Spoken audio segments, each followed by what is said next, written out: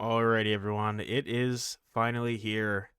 The long awaited end of Cardinals and Giants franchise. Welcome, Voodoo. Welcome me. It's the end. It's over after this one. There's no Yes. more of us. You'll never see us our faces Well, again you or don't hear see our our. voices. Yeah, I mean, at least for this franchise. Uh, Yes, no, I was trying to trying to hype it up, but we'll well, be back. But well, I this don't, is I don't, I this don't is want the people end to of us think we're all.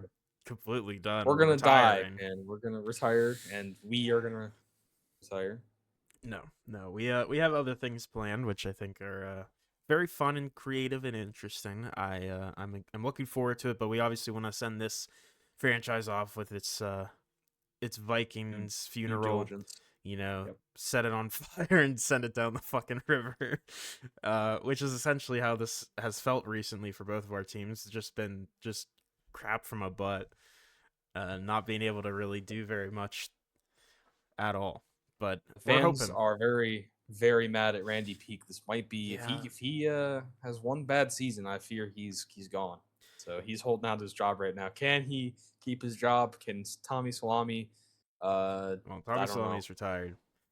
Yeah, I guess can Tommy Salami But get Kevin, a not get divorced? I don't know, man. yeah, Kevin Stefanski, I will say he is not a huge fan for. He doesn't have a lot of fans here in Arizona, so I think he might be out after the season too. But let's instead of talking about that, um, I love how the retirements aren't showing up on here for me. That's odd, but that's fine. I can look over here. We'll look at the league transactions and look at the retirements. Um, let's look at the first Cardinals. I passed it. Oh wow! So Joshua Ramos, receiver, retires. I was wondering where he went when I was looking at my receivers after 11 years.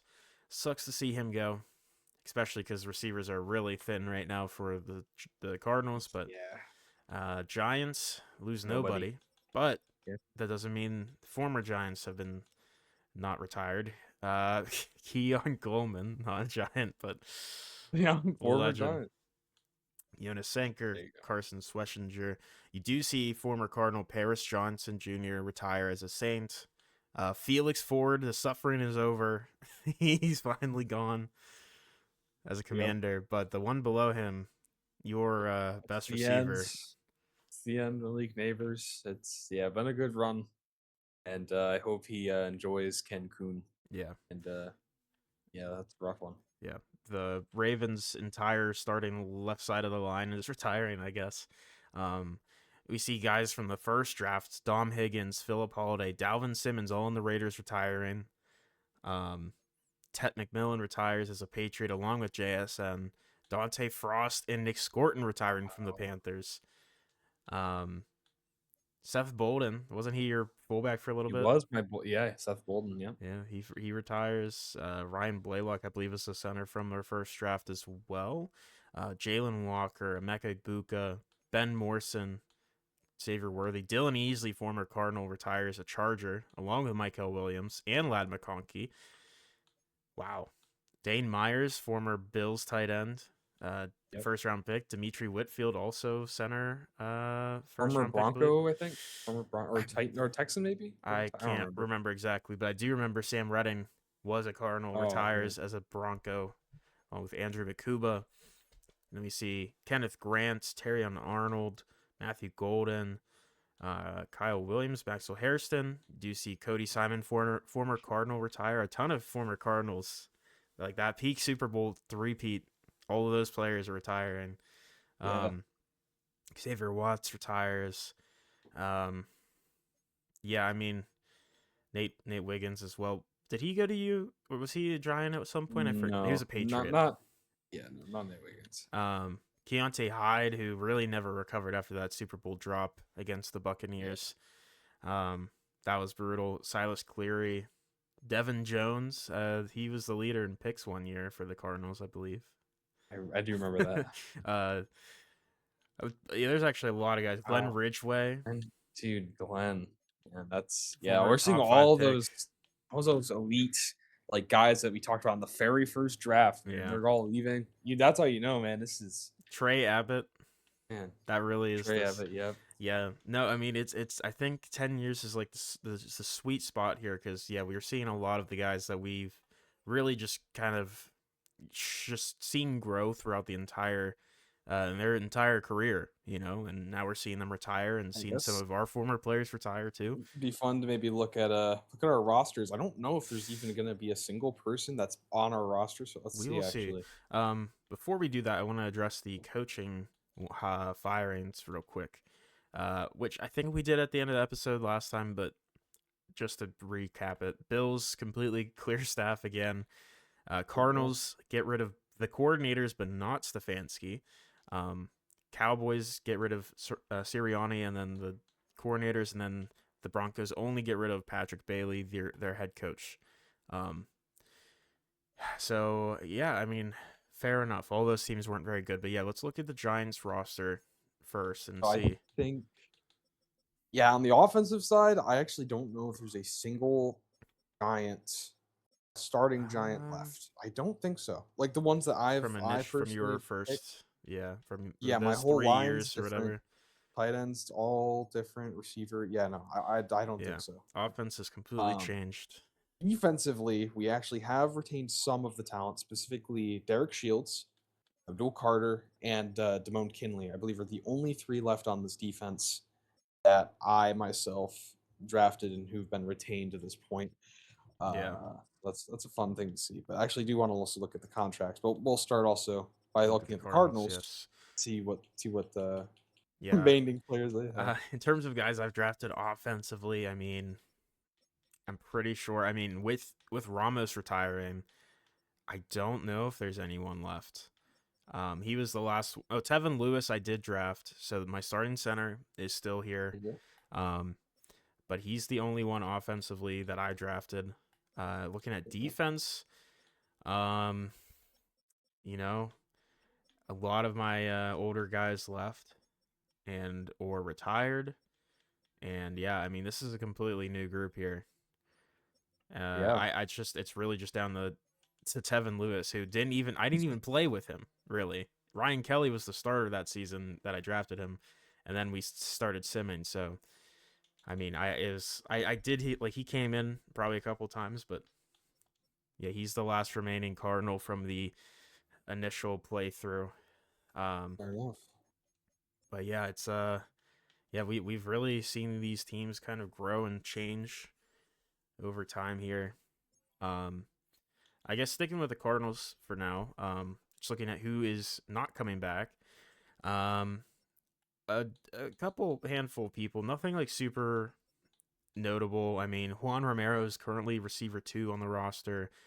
You're missing left guard here, right tackle, fullback. Like those are all starters, Mhm. both right guards. Um, Starting right tackle in Josh Connerly. Yeah. Uh, Another guard, punter, We uh, do have some depth cap. running back, receiver, first receiver 1 Clayton Cobb. Dom Lehman's leaving, and he didn't really work out, unfortunately. Um, but yeah, I mean, it's a lot of guys that are starters, but they're replaceable. But hoping with the cap space that they do have, that we can maybe get some playmakers and big, just anything to help, because this offense is going to look horrific with the receivers that we do have still on the roster. Um, That's fair. because it's literally Mark Windsor, Marquise Hancock, and Pat Pittman. That's it. And they're all 72 or 73 overall. It's So rough. Wow. yeah, but let's look at your That's team and interesting. your So yeah, my Giants, we are contracts. losing quite a bit of talent here, I would say. So Oh Derek Shields is, yeah, I mean, we're first of all we're broke. Let's preface with that. Only 8 million cap. Derek yeah, Shields. So well, there could be restructuring done and stuff. So it's not like all is lost, but likely these guys are leaving. So Derek Shields.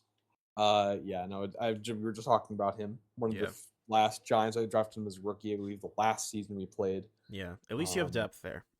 we do have depth, but still sucks to see a guy like him go. And Yeah, where we don't have depth is Terrence Crothers, who's going to be leaving, yeah. and That's rough. that cornerback room is going to, if we don't resign him, I going to mean, need an entire overhaul, they or haven't else even addressed it since those other no. guys left, like I- Bellamy, and if Crothers leaves, cornerback one is Ian Billingsley, that's and there's a reason rough. you don't know his name for a reason. So Yeah, Yeah, Lose our long snapper, of course, devastating, that is devastating stuff. that's gonna But probably make you 0-17, I think. Ben Gardner is a backup. He's looked really good, but he's a backup. Yeah, So yeah, now, I mean, he did play in the Super Bowl, but he did. I He just was good don't. in the Super Bowl, but yeah, that's Yeah. So he's gonna be good rest of these somewhere guys, else. actually, Ben Acosta is maybe eventually he's Oh, gonna actually, probably. Billingsley is leaving too. Oh wow! And Oh Samuel he. Peterson. Your corner room, actually, just taking a quick detour to that. Who, You have yeah, I need to. Tracy Bridges, who's a 63 overall, and then Jalen Carmen, who's a 73. That's only two on the They're roster gonna hold it right down now. on the roster here. So That's rough. yeah, it's gonna be nice to see at least. I believe it's yeah. So one more season from Bill Carter, I believe, and then Yeah, I uh, mean, it's nice that he held out for you to see, yeah, like, hey, Kinley's also leaving next year, I believe, as well. Unless, there you yeah, go. Carter might retire because he's nearly 33, But that 34. would be Kinley might next year, at leave. Yeah, we'll least. see though. I But don't. yeah, I we have don't one think he'll more retire year. before. No, we probably have one more year of him. Yeah, which is good. Which I think is really nice actually, because it's like you played with him. You got to start with his whole career, and he gets to continue the whole sim. Like he's Yeah, the only mainstay for either of our teams from the and he's beginning to the been end. the goat. Really, he's been my probably the best giant to be a Yeah, giant I right now. mean, Honestly, Lawrence Taylor. for He's probably right up there with Lawrence Taylor at this point in his career. I mean, just taking a quick look at career stats for him specifically. Um, let's see, defense. Yeah, he has 181 sacks, which is way up there, and then yeah. 189 TFLs, which is got to be pretty high as well. So Almost maybe if 900 Dual tackles. Carter has one more elite, nine, he could break their sack record. That'd be He fun. could, yeah, he could. I It mean, it's gonna take a hell of a season, but yeah, I even mean, just the fact he's up here is crazy. very true. Bruce Smith is still the leader at 200, so it's possible. Yeah, I Um, believe for a giant, he's definitely leading I sacks, mean, right? Is I that I think so. He's uh probably yeah. And actually Malik Neighbors is the leading receiver, but also for he's everything. played a few seasons and Yeah, but 179, he's gonna break his career record because it hasn't actually like set in. I guess I don't know because he's at one. Like I said, he's at 181 instead of 179. I don't even know how that makes sense, but it's fine. I don't know. But we'll see. Okay. Well, anything else we want need to go over? Actually, Um, mock draft four. Do you want to take a quick pit stop here? See, just yeah, a quick yeah. glance. This is the Let's. last one, so Well, let's no. go. Well, I mean, last sim, yes, not last mock draft, but Well, the yes, last draft we're doing, so we want to yes, give it a good yes. send off. Right now, Cardinals projected Nick Robinson, who is like a mixture of a bunch of names of people that I've had on my team, which are very just basic names, but like still. I mean, he's good. He's a round one talent, but I would prefer if this receiver, is Cam McDougald, fell to 4, take him. Um, I don't know. I don't want to draft an edge because we don't really need one. I would rather take this Adam McInnes guy who's going to the Lions maybe. Like we need receivers so badly, but I don't know. We'll see. But in Giants fashion at 20. So it is interesting because at so we a D tackle wouldn't be the worst if they're really good. Here's the problem: we don't have a fucking corner, so it's Yeah. not it's like less of like okay we can't draft a D tackle because we just are too loaded now. Because I think we could use a D tackle. Mhm. This guy's only around 1 to 2 talent, which is like okay, but and also we need a fucking corner. We still need line. Line is still kind of a concern. Yeah. It's better, but it's you know still an Could improving still group, use receiver too. and he could definitely use receiver. But at this point, I've given that. Akeem Woodson is the guy. Yeah, Cameron Snow's fallen off, so Juan Combs is Yeah. running back one actually. So maybe they knew what they were doing drafting him. Oh I yeah, don't there know. you go. But I want to note number 31 doesn't make sense of the player position wise running back to the Panthers, but I love that his name is Dwayne Johnson, There you go. like The There you go, Rock. Dwayne Johnson. But I like it. yeah, we'll see. We'll see. Let's go ahead. I'll sim since I am actually on my Cardinals, my normal account, back to normal instead of being hoping cross my fingers I get hired somewhere. Well, it does look like the Cardinals must have made some re-signings happen because they have 250K left. Yeah, and I'm down So, to negative 1 million, so maybe we should take a yeah, quick look at that. let's See, look at the Cardinals first, I guess. let's see. So they re-signed Gabe Crisp, who has been the starting right guard for a 1 year deal, and then also the right tackle we signed last year for a 1 year deal. So it's expensive for the two of them, but they're at least good plug and play guys. Not really going to get Yeah. much better than them, realistically. Um, your Oh, Giants. we released Cameron Snow. Oh, So that goodbye, Cameron Snow. saves a little bit of money, I guess, to make And these then we other moves. signed practice squad guys. It looks like that's it. Yeah. That looks like that's it. Yeah. Okay. All right. So it Great. is. It is fully. What's his name again? The running back. I can't remember Cameron his name. Snow. No, but Or Juan Combs. Juan Combs. yeah, Combs is. It's his backfield. Yeah, it's gonna be fun to see. He's Um, gonna finally get a full season of that. But yeah. But let's see what coaches were signed in place. So, Broncos bring in Emmanuel Ortega, who's like one of those like OG coaches that you see in like the coaching market, like when you first start Madden. I feel like um, yeah, Bills bring in Nick Sirianni in his group. Don't know how that's gonna go. Cardinals bring in their coordinators, whatever, and then Shane Steichen and his group go to. Oh, actually, with Patrick Bailey, former Broncos Super Bowl winning head coach, um, yeah, I kind of or like that Super move a Bowl lot for them. losing head coach. I guess they never won, um, Yeah, but take still over. defense coordinator. That's interesting. Yeah, I think Um, Patrick Bailey's a good D coordinator. And Shane Steichen yeah, with as head coach slash offense. I like that. I like that. yeah. I think I don't. Sirianni to the Bills. I don't know about all Yeah, yeah. It's that. probably the worst one, just because we've seen Yeah, Sirianni passed around more definitely. than I don't know someone's Yeah. mother. I don't know. No one in Broncos particular. getting young at head coach, and I think that's good. And Yeah, that's really all that. yeah. Yeah. But other than that, let's keep moving, and we'll see. I don't think either of our teams are gonna make any signings here in free agency, but you never know. You Maybe magic never will really. happen. Oh, Um. Jimmy Youngblood's also retiring. Just noticed Oh, that. also Roger Rosengarten retires. Both of those guys decide to call it quits as the free agency starts. Um. Currently, the Cardinals have 43 guys on the roster, so we got to start making some moves here, and probably gonna have to just be mostly through the draft. Yeah. I think I'm really worried about. Yeah, we only have 48 on this roster. I'm really worried about this group. Yeah, yeah. All It's right. gonna be interesting. Looking at mock draft 5, Cardinals still looking to take an edge. This one's a different one though. Aaron Stackhouse. Um, I mean, he looks good. He has. He's. I don't know. I still don't feel like it's for. Obviously, for future, maybe it's a good pick. But since this is the last year, it doesn't feel like a good pick at all because. But that's only us. Only we know it's the last year of the league. Yeah, for them, So this is just gonna be business as yeah. usual.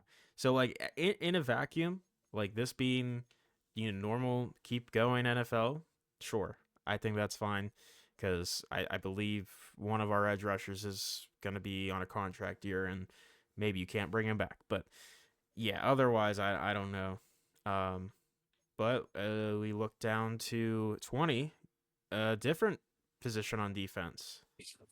That's still one that we don't really need. I'd Yeah, actually prefer D tackle over this because we have two young, strong safeties yeah, under or contract still. maybe like So Adam McInnes at receiver would probably be a better fit for a you. receiver. I mean, we could go on and on There's about a that, but bunch of receivers that are going there. all Corner, I'm gonna say is just no. I don't know. It's just not the yeah, right move. But whatever. yeah, We're no point in getting upset about it. We're just yeah. gonna have to I keep mean, chugging. he looks good, but again, in It's terms of just need, it's don't getting you it's don't need it. getting ridiculous. Yeah. But let's go Well, ahead and keep moving, keep chugging along. yeah. Maybe they'll surprise, dude. I can, yeah, dude. This corner room. Oh my god, dude. Like our cornerback two. Oh yeah, our cornerback 3 is a free safety, and our quarterback 4 is a Mm. strong safety. It's over, dude. It's That's rough. over. Well, Oh my I will god. tell you that we have no signings over here in Arizona, but let's Let me see if the Giants don't either. All right. okay. So let's go look at let's. quarterbacks first. Oh, Uh, this is fun. okay, I'm so actually happy about this. Jackson Dart heading to replace Spellman, I guess. Oh, oh, Um, that okay, yeah. for a 1 year deal. I mean, Oh, he also might not be a better player, so maybe it's a cheap deal. 1 year, 3.14 million fair enough. salary with the bonus. It's like 6 mil. It's not bad. I mean, even if it is just for a veteran contract. But he's with the Steelers, so that's fun. That's a fun little thing. Was a Saint for a while. Speaking of Saint, longtime Vikings QB1 had JJ McCarthy heads there. Dylan Lucas is the new guy in Minnesota. It looks like 24-year-old, 80 overall. I mean, he looks all right.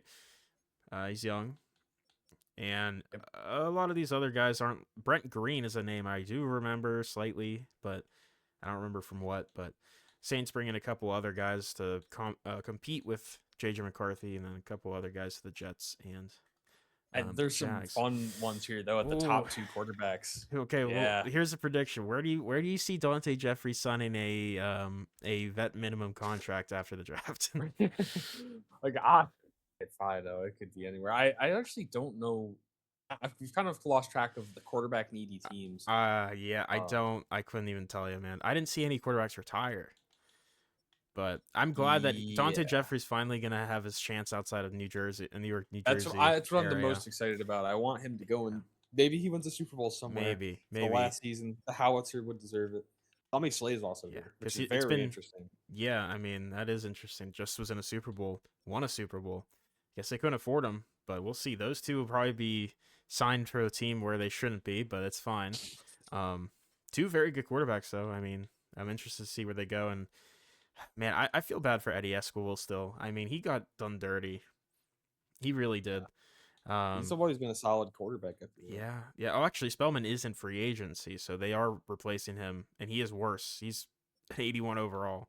So there you go. So Jackson Dart is the new guy for Pittsburgh this year, for a 1-year deal. But yeah, I mean, a lot of the same faces in here, but the two guys definitely notable that we'll have to look at after the draft are Jeffries and Slay.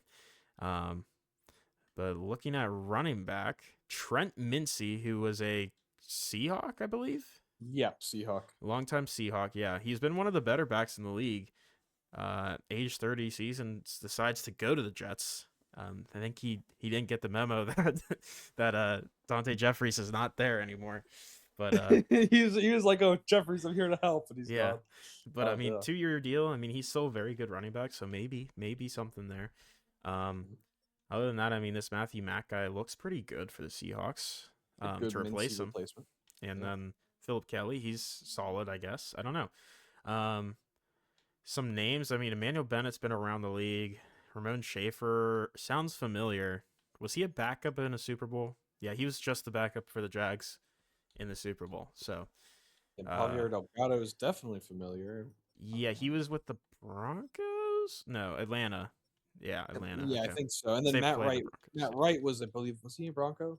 Yes, he was a Bronco. There was the right. I remember the right backfield. Yeah, it was the Matt backfield actually. Claxton. Oh, sorry, the Matt. Yeah, Matt Claxton. Genty is here. He was a long-time starter for the Raiders, but he's getting older.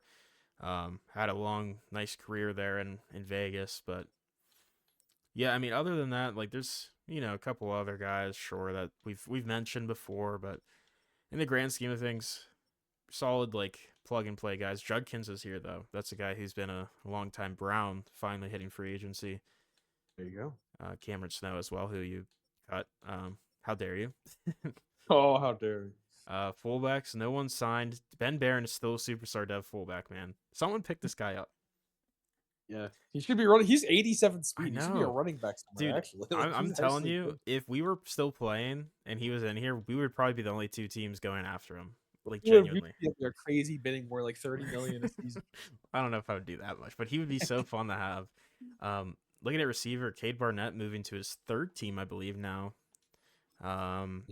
Yeah, so he was with Chicago for a long, long time. Went to Philly. Now heading to Texans here.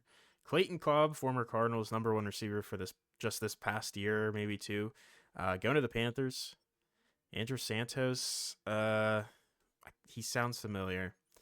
No, he was an indie receiver. He seems decent. Juan Romero, my receiver 2 from last year, or 3, I guess, goes to the Raiders. They're bringing in another guy who has the same face. There you go. But yeah, there's really not a lot of guys here at this point in free agency. You still have Walt Snead, 32 years old. You still have, Luther Burden, but yeah, not a ton of wonderful options. tight end. This is whoa. Okay, Titans getting an X Factor tight end, Tevin Breston. He must love boobies. Uh, I didn't want to say anything, but yeah, I there you will. go. Another X Factor for the Whatever Jaguars you want. too. Interesting. Wow. Where was he? He was passed around the league. He went to the Saints for 2 years. Jacksonville. Like these two guys have not actually even done anything in their careers, but they're both X Factors still. There you go. And a lot of the same thing we always say. Although the Calvin Wilson, Jags longtime tight end, is sitting here, they obviously opt for the younger guy. Mike Morris, former Cardinals tight ends, in here. Yep. Ben Acosta, your Giants guy, but a lot of the same guys we talk about every year. Indeed. Ooh, Panthers might be doing a really good job to try to actually go back and win a Super Bowl. This is a great signing Deion here. Barker, that's a great left tackle, 3 years, and he's getting paid a lot, but rightfully so. He's a great left tackle in a Defensive line dominated league. That's the right. Especially you saw idea. that Super Bowl. I mean, Yeah, I think they were like, "Wow, we need line. We're gonna let's go Yeah. get line." yeah, because they got destroyed in the Super Bowl. And Yep. a lot of these guys are just like guys, yeah. fine. And there's like Sheldon Giles, Derek Fields. Like there's really not much notable there. Left guard, Darren Tapp's solid for the Vikings for signing there, but like outside of that, Just seeing more depth. Yeah, more Yeah. depth guys. More. Yeah. Jose Morales is still kicking. That's about it. There you go. Yeah, not a lot going on. Center, it's even less going on. There's really, I mean, yeah, like it does feel like a lot of those like higher overall players kind of got moved out of the league with retirements. But Freddie Marsh is here. I remember he was a guy that we talked really highly on. Yep. I believe he went to the Panthers. He did. Longtime Panther. Went to Buffalo for 2 years. Went to Seattle last year as a backup, I believe. There you go. Right guard's a little bit different, not for who was signed, but who is not signed. You still have some solid players in Noah Barrett and Tyler Booker. Yep, just expensive old veterans that'll get minimums. Yeah. And then right tackle to finish off the offense. It's like Taylor Samuel's fine. Some decent rotational like swing tackles or something. Bobby Wilkins still kicking here. Former Giant. That's good for him. He'll be a solid guy for whoever decides to pick him up. And Armand Membu's also still chilling Dwayne here. Burrow, former Steeler, who never got to start really. Yeah, this is probably like one of the last seasons we'll see real life players. It's getting thin. There's some guys left, but they're like late 30s or mid 30s at this point. Yeah, it's getting up there. Yeah. Looking at edge, we'll get to him, but I guess no one really signed anything super crazy. I mean, some decent edges here with Mobley, Wakefield, and Mann, but Camille Knighton, who was the Super Bowl MVP for the Jags, is sitting here. Yeah, I don't know why you wouldn't re-sign him. He might be a little. He's not asking for that much. 21 mil a year for what he did. I feel like that's not a terrible amount. Delgado's here. Cameron Pierman, Giants nightmare. Shamar Stewart, Tim Harden, also this superstar guy. I feel like I recognize him, but I don't quite know where he's from. He's been somewhere. Let me look. Done somewhere. He was Indy and then Detroit, so we have no reason to really know him. Well, but we do. Yeah, there's some solid at left edges actually still on the board here. Definitely. Shamar Stewart too. Yeah, like there's some decent options. Zach Widener. Yeah. And it only gets crazier at D tackle. Holy moly! Wow. Okay, this is getting interesting. Okay, this NFC South is really pushing for the final Super Bowl. Yep. So the Panthers are currently, I think, in the lead for this free agency. Davion Allen signed to that trench group. I mean, good lord, did Dante Frost leave? Yeah, he retired. He they did replaced retire. him with division rival Buccaneers former D tackle who won them a Super Bowl. He was incredible in that Super Bowl. So that was a really nice signing. And the Saints also get a nice guy here, Justin White. Cesar Hernandez goes to Minnesota. Very good defensive tackle there. I think he was a Steeler. No, he was Kansas City. Okay. Yeah, I have no clue, but Roberto Morales, also pretty good, 86 superstar. He's a mentor as well. There's also still very good D tackles left. So Derek Shields is still chilling here. Deontay Sampson's a very good D tackle. Leo Fife or Fife. Ben Jenkins, Adrian Swinney. Ton of guys here. A lot of guys, Rich Reiner, Jazz McGee, Reed Hastings. I mean, man, there's just so much talent here at D tackle. Yeah, I do think it's interesting because we usually see the guys like this not get signed, but we do see some guys signed here. I do hate how the NFC is the ones making the moves here because that's just going to make us have a worse Yeah, time trying to get to the playoffs again. yeah. Well, it'll be certainly a competition. Heading to right edge. Let's Oh, there you actually go. see That's this. So that's Ben a Gardner. cheap deal. Oh, Ben Gardner goes to Detroit. Yeah, very cheap deal for it's a difference maker and a pretty young guy. Ben Gardner, the Lions. Matthew Cantrell, the Chargers. Montreal Chapman. Yeah, just a couple of depth guys, but there's also some pretty good guys available still. Specifically, Kurt Hoftaling, who I believe he was free agent last year as well. So he got his vet minimum and then was let right back into the pool. Gordon Cook, Lakeem Woodson, Michael Sermons, James Pierce Jr. is actually here now. Eric Weston, Seahawk, I believe. Yeah. So a lot of interesting players here that'll also likely find teams, but not as exciting as D tackle, but still like to see it. Sam linebacker, Seahawks get a Sam linebacker, and the Bengals do as well, but no one really too crazy. Just kind of move on, I think, from that. Whoa, okay, this is interesting. Well, so Sharif Jones, Chad Teal to the Seahawks, Sharif Jones to the Jets.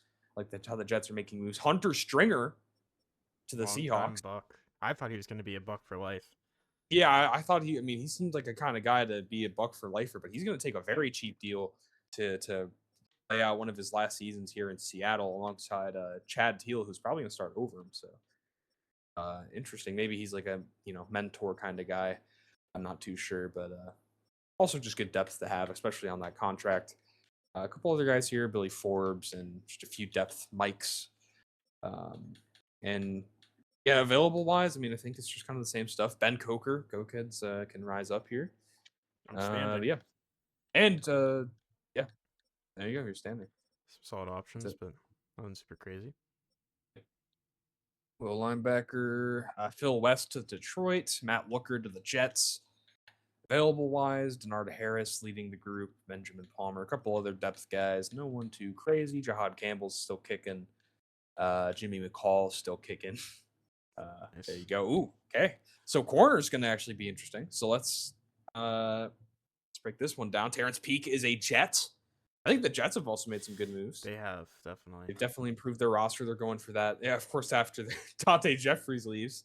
Yeah. They freed up a bunch of money, so they got the money to spend now. Oh, it's going to be interesting. Forrest Harris with a 4-year contract, paid even more than Terrence Peake, the veteran. A long-term deal to go to the Raiders. Same with Morgan Franklin. Former Jet, by the way. They should have just signed him, but I guess he wanted to leave. Yeah, I mean, I would want to as well. Morgan Franklin to the Panthers on a similar deal, 4-year contracts, very elite young corner. Quincy Stevenson to the Eagles and a few other depth guys that actually Buddha Blades, fun guy right there. Mm-hmm. Terrence Crothers is still kicking at corner, and aside from him, Jabbar Teague is still here. Devin Barber, a couple other guys down the board, but kind of just the same situation with depth. Safety, let's finish off with Shaquem Fisher going to Minnesota on a 3-year contract. Diego Dominguez on a 3-year contract as well to the Raiders. Christian Quigley to the Panthers. There's still a few good free safeties here as well. Safety's been a pretty deep position, I feel like, in free agency in this franchise. So Nate Sheets is still here. I'm a big fan of Nate Sheets. He had some big plays on the teams he's been on. I remember seeing him. I was like, man, that guy's a stud. But he's getting a bit old, so it'd be a bit of a hard persuasion to get him on your team. Josh Smiley is also here, pretty old guy as well. And then the rest of the guys are just depth. Cameron Kitchens, Javon Bullard, some real players still kicking. Caleb Bransaw, Kalen Bullock, Cole Bishop, those legends. There you go. And lastly, strong safety. Ooh, okay, yes, yeah. The Seattle Seahawks are doing very well here. Javier Beltran, former Bronco, Seattle, 4-year contract. It's absolutely paid. Yeah. Aside from him, there's some depth guys signed. Nick Peterson still kicking. Dakota Drayton, Brandon Sari. I remember seeing him somewhere. Or maybe you mistaking him for Duncan Siri. I think I remember seeing his name. I don't know if he was He's been kind of passed around. I mean, he was maybe on that Miami Super Bowl team. Maybe. Maurice Pollard. There's a couple other depth guys. Kevin Winston Jr. is still kicking. He had a pretty good career. But yeah. I think that rounds it out. Actually, we can check kicker. Of course, Manu Cardona is the most passed around man in the NFL. Of course, we have Brandon Narvison leading the worst kick accuracy kickers with 58, and he is still holding on to his prime days. Punters, actually, a few for pretty good punters, but of course, none of them are going to get signed. Oh, Jordan Stout is you're going to love Dude, this. go home. 39 years old. Spend time with your family. 44. I kind of want to see him. Like, I want to punt with this guy. I'm so curious No, what you it do looks not. like. I'm so curious. 39-year-old Jordan Stout. He's still 84 speed as well. Oh my god, he's actually kind of quick. He's for a just he punt, needs like, to move to like tight end or 30. something. Yeah, I would actually sign this guy. I bet you would. Ethan Evans. And okay, there you go. All right. So I mean, So, some definitely big time players here, but it seems like Jets, Panthers, Saints, Seahawks, Vikings were the teams that were most active and made a lot of big moves there. So Yep. we'll have to keep an eye on Yep. those teams. I Mhm. mean, the Vikings were already 12-5 last year. Panthers won their division at 11-6. Seahawks won their division at 10-7. Yep. Scary to see teams that were already winning divisions and winning games. But there's some getting better. quarterbacks that could definitely change the look of the league. Dante Jeffries, Absolutely. Tommy Slay. We'll have to see where they go. Absolutely. I think I was going to say the Jets could be in the market for one of them. And I mean, maybe they bring back Jeffries on a 1-year cheap deal, but we'll see. The draft does have some young quarterbacks. I don't know how many of them are good, but we also see. know, though, that teams aren't afraid to sign quarterbacks. Oh, that's true. I guess it doesn't hold anybody back. Oscar Browning wants a tackle upgrade, but I guarantee you his job is in jeopardy for after this draft here. He could be easily replaced by one of those two quarterbacks, as we've talked about. Outside of that, just looks like Cam Clifford might be the pick for the Broncos at number 1. But let's head into the last draft of this franchise. I fear it's not going to go well, but we are starting immediately. I guess I forgot I had the auto thing on, but I don't know. Cardinals are probably going to take that edge rusher. They were projected here, this Aaron Stackhouse guy, and he's good probably. But just based on who's on the board and what the Cardinals need, I mean, obviously this is a good trade back spot in real life, but I think receiver, there's a couple first rounders that I would much prefer, especially this Adam McInnes guy, 6'5". He's not like game wrecking speed or anything, but he looks like he's a good player. I would rather him here, but it's not going to be the pick. So it's going to be that edge rusher. Yes, and it is. And that's fine. I mean, I get it, but it just sucks not to see them go with the best player for the team needs for this year. But let's jump ahead to your Giants. My New York Giants. Let's see who's on the board. Of course to break my heart. Let's see what players could be taken here. The safety is there, the one that they were projected to take. Corner is not that great for first round talent, so this is kind of a tough situation because they need corners super badly. I will say there is a corner down the board. I see he's a 1-2 talent, Taylor Pitts, but outside of that, I don't know. Yeah, I'm not sure about all that. So receiver would also be nice. Yeah, I mean McKinnon. You still have all three. There's of those guys receivers. here. McKinnon's still here. Morgan. Any of these guys. Honestly, just get a guy because I'd like to get a young guy in the room. Shit. Yeah, tackle wouldn't be bad, but there's no really many tackles not here. Not really. It's really not a good line class. It looks like this year. At this point, not at all. I could go running back Aaron Robinson. You want to go get another running Johnson. back? Dwayne Johnson's still kicking. Yeah, I think it's probably going to be the safety. D tackle would actually. No, all the D tackles are. I do see around one D tackle, Nasir Banks, but he's projected 3 to 4, so I don't know. He might get taken here. I don't know, but I'm actually not terribly sure.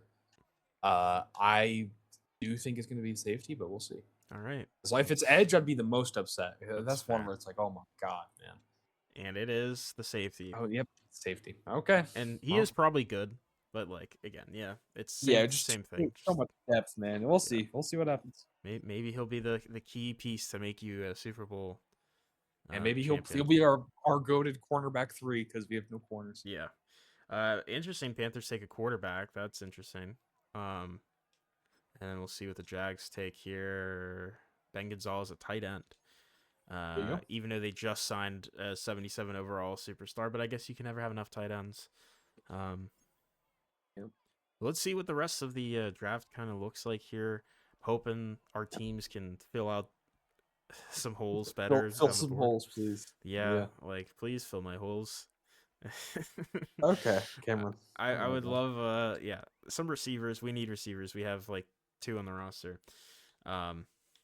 So let's take a look. Let's start with your Giants this time.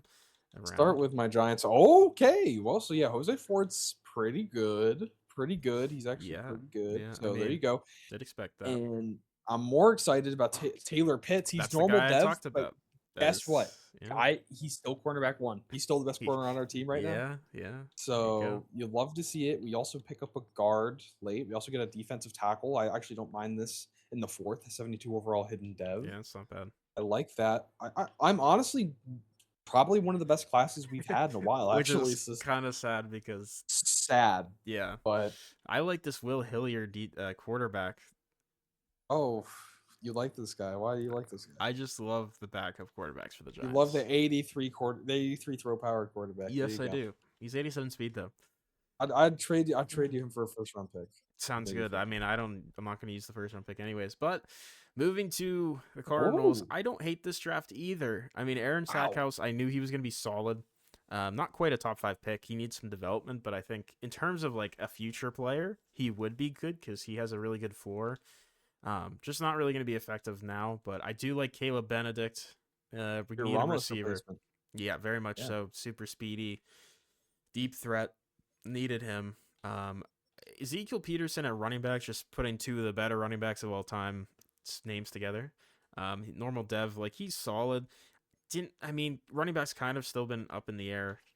We get another edge, a corner, and then another running back. I don't see why we do those the doubling up on edge and running back. I would have rather seen more receivers, considering we have 3 or 4 on the roster. But that's beside the point. Not a bad draft, but not great. Looking at the overall group here, 282 overall D tackles at the top there were the best. That Dion Henley, who went a pick after, was better apparently than Ford. And then you got a Mike linebacker in the 2nd round is an 80 overall, but not like a incredibly high end talent class here. Still not a bad draft by any means, but. Yeah, nothing like super out of this world. Nothing crazy standing out to me. I think the Bengals getting a receiver at the 2nd overall pick is crazy. Well, they know what they need to keep getting MVPs. Fair enough. And it's gonna be interesting to see how things go. I don't know. There's not much else to look for the draft there, so I guess are you ready to just let's fucking rip it, brother. See where those quarterbacks drop. Let's rip it. Yeah, that's a good point. We'll have to see if maybe we have to sim a week into it to make sure that we'll sim one more. They get signed in, and maybe our teams also get some guys. Like those quarterbacks. That would be maybe funny. get some dude. Imagine we got the really awesome quarterbacks on our team. That'd be great. But yeah, let's look at our guys first. I guess we'll look at see if we signed anyone. I'll go Cardinals first here. Looks like bringing a kicker, punter, long snapper, a Mike linebacker, a tight end. Nothing super crazy. Fair enough. Okay, Giants. Hey, he's back. Wait, your long snapper. Julian Ashby, the 64 overall long snapper. He's back. The GOAT, Julian Ashby's back with some with Billy Allen and Robbie Quincy. There you go. That's all you need. All right, now let's take a look at what the rest of the signings. See if we can spot a quarterback here. Armand Membu, by the way, still kicking around in the league here. Good for him. There you go. Any quarterbacks? Ben Barron's a Cowboy. Deontay Sampson's Cameron Pierman is a Texan. There you go. Damone Reinhardt, hammer down, is a Buccaneer. Derek Shields is a Falcon. Did you say that already? I did not see that. No, Derek. Okay. Nice. Um, Mark Stewart's a Panther. honestly, might be okay. By the way, that the worst kicker in the league was picked up by the Bucks, a Narvison guy. Fun fact. These quarterbacks, are they just too We expensive? There's no way. might have to just look and see if they're signed somewhere, by like just going to the roster and seeing if the highest overall guys are. See if they're here.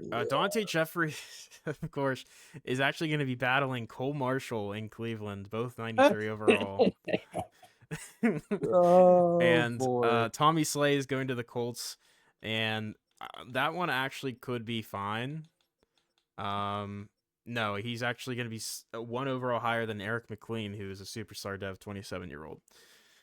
So, shocker, right? Shocker. I mean, I'm surely, I mean, the Bears could have used, I guess they have a second year guy. I don't know. Like, there's teams that could have used him. The Bills Wow, maybe could have been in play. The dude, this Broncos is absolutely could have been in play. I oh, mean, yeah. I don't know. There are a lot of really good quarterbacks in the league, so it's hard not to replace them. But at the same time, I mean, Eagles at this point would be a good team to need that This one of those is guys. Eric McLean, Tommy Slay. I mean, like one of these guys are gonna be a backup. Like, oh I man, mean, then the Cole Jags Marshall. should have just fucking paid up for Tommy Slay, really. Yeah, the Jeffrey should have been back in New York. Man. Both really just the two teams that needed quarterback most were the two teams that just lost those quarterbacks. So, Dude, oh my uh, god. also DeMar Spellman is back in Vegas as a backup. That's a fun story. There you go. I like seeing Nice. that. Yeah. Corey Burrow is not going to be the starter next year. Escobar is going to start over him, so good for him, I guess. Tragic. Rough. Yeah, this is just as kind of the way things go in this franchise anymore. Yeah. Welcome back to the franchise. All right. Well, I guess without further ado, are we just gonna Go to this regular mid-season here. go right to the midseason? Yeah, I think it might be over for Randy Peak. Secondary's obliterated. And if they make the playoffs again, it's a miracle. I mean, just making the playoffs at this point is the most Yeah. I could possibly ask of this team because this is just not how you uphold a roster. And yeah, this is it's been certainly fun. Glad we made a Super Bowl, but I think yeah. And same with the Cardinals. I think that they're probably cooked and fried. I think that they've been done for I think we've a had while. our dynasties and our good moments, but it's I'm over. sorry. Dynasties. A dynasty needs a Our Super Bowl win. dynasties. Okay, you know what? This is the best start for a Cardinals season in a long time. We're 3-4. Yeah, so I don't think either of us are making. I'm 2-4. Well, Yeah. hey, Cardinals have some chance. They have a shot. Seahawks are, I think. I mean, they might win the division wild card spot, maybe, but Okay. But yeah, Giants 2-4, not a great start, but you've come back from Not worse. ideal. Yeah, we actually have, and we've also dropped. We've also went 5-1 like 2 years in a row, and then went out like 9-8, right? Something like that. Yeah, Been something pretty ridiculous. something So like that. maybe this is the year where we turn it around and then we make the playoffs and we make a Super Bowl. Maybe, or it's the year that you don't. Falcons are Or 6-0. that, dude, 16%. I'm over. Okay, sorry. Wait, what were you saying? Falcons are 6-0 currently. They're the best team in the NFC. And the AFC, the Chargers are 6-1, the best team. Nice. And the worst team is the 0-7 Jaguars, who just went to the Super Bowl. And I think this is what's happening: is that they get a really good quarterback, and then they can't sign him. They lose him, and then they have the worst quarterback group. Yeah, Jets and Colts are up here. If I wonder why they're under. Or said the Jets are interesting. I thought they would be kind of bad. That's true. I mean, they signed a lot of good players. It's just quarterback kind of is the question mark. But the Colts, yeah, Colts with their start, which is nice. The Browns are also pretty solid, so we're gonna have to see maybe some of those quarterbacks. Maybe. Who knows? Well, I guess just want to go to the playoffs and rip it. Yeah, we're gonna rip the Band-Aid off. Let's see. Can the Giants and Cardinals make one last playoff appearance? Can Randy keep his job? I just hope he can for this one last season. Because I don't want to see. If I see the "you are fired" screen, I'd be pretty upset. Because Tommy Salami already got it. Yeah, which is crazy considering he won 3 Super Bowls, went to 4, and got fired 3 years or 2 or 3 years earlier than Peak did. That's insane. Randy Peak has been admittedly Randy more of Peake a McDermott. he's been the Mike Tomlin of coaches. Like he had that one Yeah. Super Bowl appearance and he's been riding high on that. Tommy Salami was Bill Belichick, but like they said, not good enough. uh, I'm somehow not fired, but You're I'm not not. impressed. Giants are 6-11. Cardinals just missed out on playoffs at 9-8, tied with the Panthers at 9-8. So Stefanski stays in Arizona for another 3 years or whatever. So sadly, we won't see either our teams even fighting, which is brutal. But in the grand scheme of things, still fun. Giants have the 3rd pick in the draft, which we won't see. Dang. I mean, at the very least, we saw finally the Giants' worst season, so that's something fun. And then the Cardinals actually did try to fight back here. So yeah, I mean that's it's unfortunate. It took them too long to fight back though. It took them way too long. Why do we have a superstar dev tight ends for some reason? Wait, the Bills are in the playoffs? That's They were rare. like 2-4, and they were not good. They went 10-7. The Bills are back. I'm a Bill. I'm Randy Peake to the Bills. I'm calling it right now. Randy Peake, you are a Well, Buffalo hey, Bill. we won't actually see if that happens or not. But That's let's my look head at the canon. stats. I guess we'll start with we'll start with the Giants since they were poopy butt. Start with the Giants. So Parker Hunter had a solid season, 27 touchdowns, 8 picks. Definitely his lower season, sacked 52 Sure. times. Mm-hmm. Not super great. Considering the receivers he did a pretty decent job. He's still really good. Jonathan Combs had a pretty solid starting season, 886 yards, 9 touchdowns, 4 carry. Parker Hunter still chipping in the run game. I saw also Combs missed 2 games. He probably would have been a 1,000-yard rusher otherwise, so can't be too mad about that. Jerome Irving came in and put up 200 yards in his place, 3 touchdowns. So solid run game, nothing too crazy. Dorian Stratton is the wide receiver 1, The next John 76 Coyle. overall. 76 overall normal dev receiver. Kerry Strong, Eduardo Alonso, just not enough weapons. Josh what are you Cruz, talking about? These guys put up great 680. numbers. This is a great offense right here. Oh man. Oh no, it's Just, over. I mean, yeah. So it on is. Derek Conrad, the left tackle, gives up 19 sacks in 17 games played. So he is hot, poopy, stinky shit. And he is lucky to have a job. Defensively, Sebastian Barkley leads us in tackles, 14 TFLs for Abdul Carter, and 17 sacks. Just I think shy. he's going to be like, what? Yeah, just short of Smith. Maybe he plays one more year somewhere else, breaks it, but we'll never know. We'll never know. Damone Kinley also has a nice season, 14 and a half sacks. Calvin Peralta with 10 sacks. Former nice first season. round pick. And he's actually showing out right now. Yeah. Good for him. And our defense was pretty good. 3 picks for JD Rose. I suspect our issue was our corner room. I'm actually gonna have to see. I do want to. You said no fumbles. I'm not sure what happened. Our offense was top 10, and I'm assuming our defense was just really stinky. Yeah. Wait, no, we were second best defense in the league. What the fuck? What's happening? What's happening here? This is bullshit. I don't know. We just weren't good to win enough from yeah, you let up the second least passing yards. That's crazy. Considering. Don't know what let me just quickly check the team schedule because I just don't know what happened. I think what happened is that the Giants are stinky, but yeah, we just lost games. Lost a couple of you just 3-point games. Lost a 1-point game. Lost a losing close games, and it's kind of been the story of our life. So. Yeah. Congratulations, New York Giants. Okay, by the way, that last 3-game stretch is brutal. 3 divisional games and losing 3 to all of them. By 3 to all of them is brutal. Yeah, it's 38-35, 23-20, then 29-26. That's I mean, if you would have won those games, you're probably a playoff team at 9. Shoulda, woulda, coulda, didn't. Yeah. Big stinky poop. But let's take a look at the Cardinals, who actually almost did rally and make a comeback. Close. Skillen, honestly, Skillen was very disappointing in this franchise, and Sim just never really, he had some solid years earlier on, but he really never put it together. 33,666 yards, 25 touchdowns, 10 picks, 66 completion percentage, but 39 sacks, the least in a long time.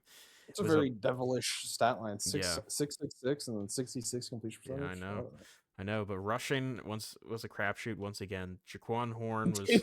was horrible, honestly. Three and a And half yards per carry. he's only played 9 games. Yeah, Yeah. your run game is I don't know Ezekiel what's going Peterson, the rookie, started, and on.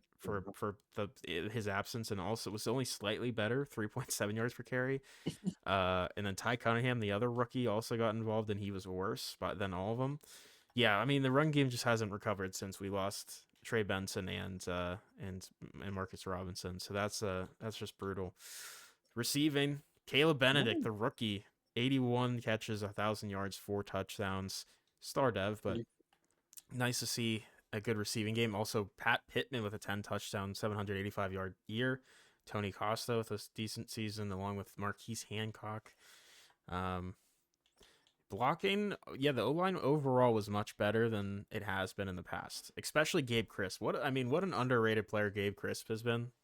I Really good understand why they re-signing. re-signed him. Yeah, because Yeah. he has been consistently the um, sack least sack giver upper, I guess, in Arizona. In his 5 years in Arizona, he's given up 9 sacks in 5 years. So Very, very good. yeah, it's pretty good. Tucker Andrews with 159 tackles leads the team, but you do see a corner and a safety up there. That's never good. Above 100. Mitchell Adams with 10 TFLs. Brett Charles 9.5 sacks. Just couldn't. Yeah, pass rush really. I don't know what happened with this defense, man. Payne and Charles are both high overalls and good players, and D tackles are supposed to be good. This Jalen Drake, this like what top 5 pick, is a bust right now. He has not looked Number very 1 good. overall pick. Yeah. Yeah, he has looked bad. I mean, he's a 91 X factor, so in terms of his actual talent, he's not, but he has not performed well. And then a decent bit of interceptions there, just kind of spread across the team. Garcia with the most deflections, a couple fumbles, but yeah, I think this team really faltered with the run game, and then just the pass rush was really poopy. So It's fair. if those were even slightly better, it's probably a 10-7 team in the wild card, but is what it is. Cardinals can't get it done. But let's look at the rest of the league. I did see one thing still remaining, still similar to most years. Will Samuels most yards by over 500. 34 touchdowns, 6 picks, 4,800 yards, sacked 65 times. Crazy, but classic there. Mitch Wilds had a great year. Ty Rankin for the Titans, that former first round pick, or first, no, I think he was a second round pick. Was he? Hold on, let me check. I don't remember. Yeah, he was a second round pick. He won Offensive Rookie of the Year, and he's actually looked really good. William Banks for the Patriots, which thank God he got traded there and didn't get replaced, has looked solid. You see Parker Hunter up here, Gleason. He looked fine, I guess. Bishops looks really good still. Magana had a great year for the Seahawks. Conley looked good. Slay looked great for the Colts. Only 2 picks thrown there. 30 touchdowns.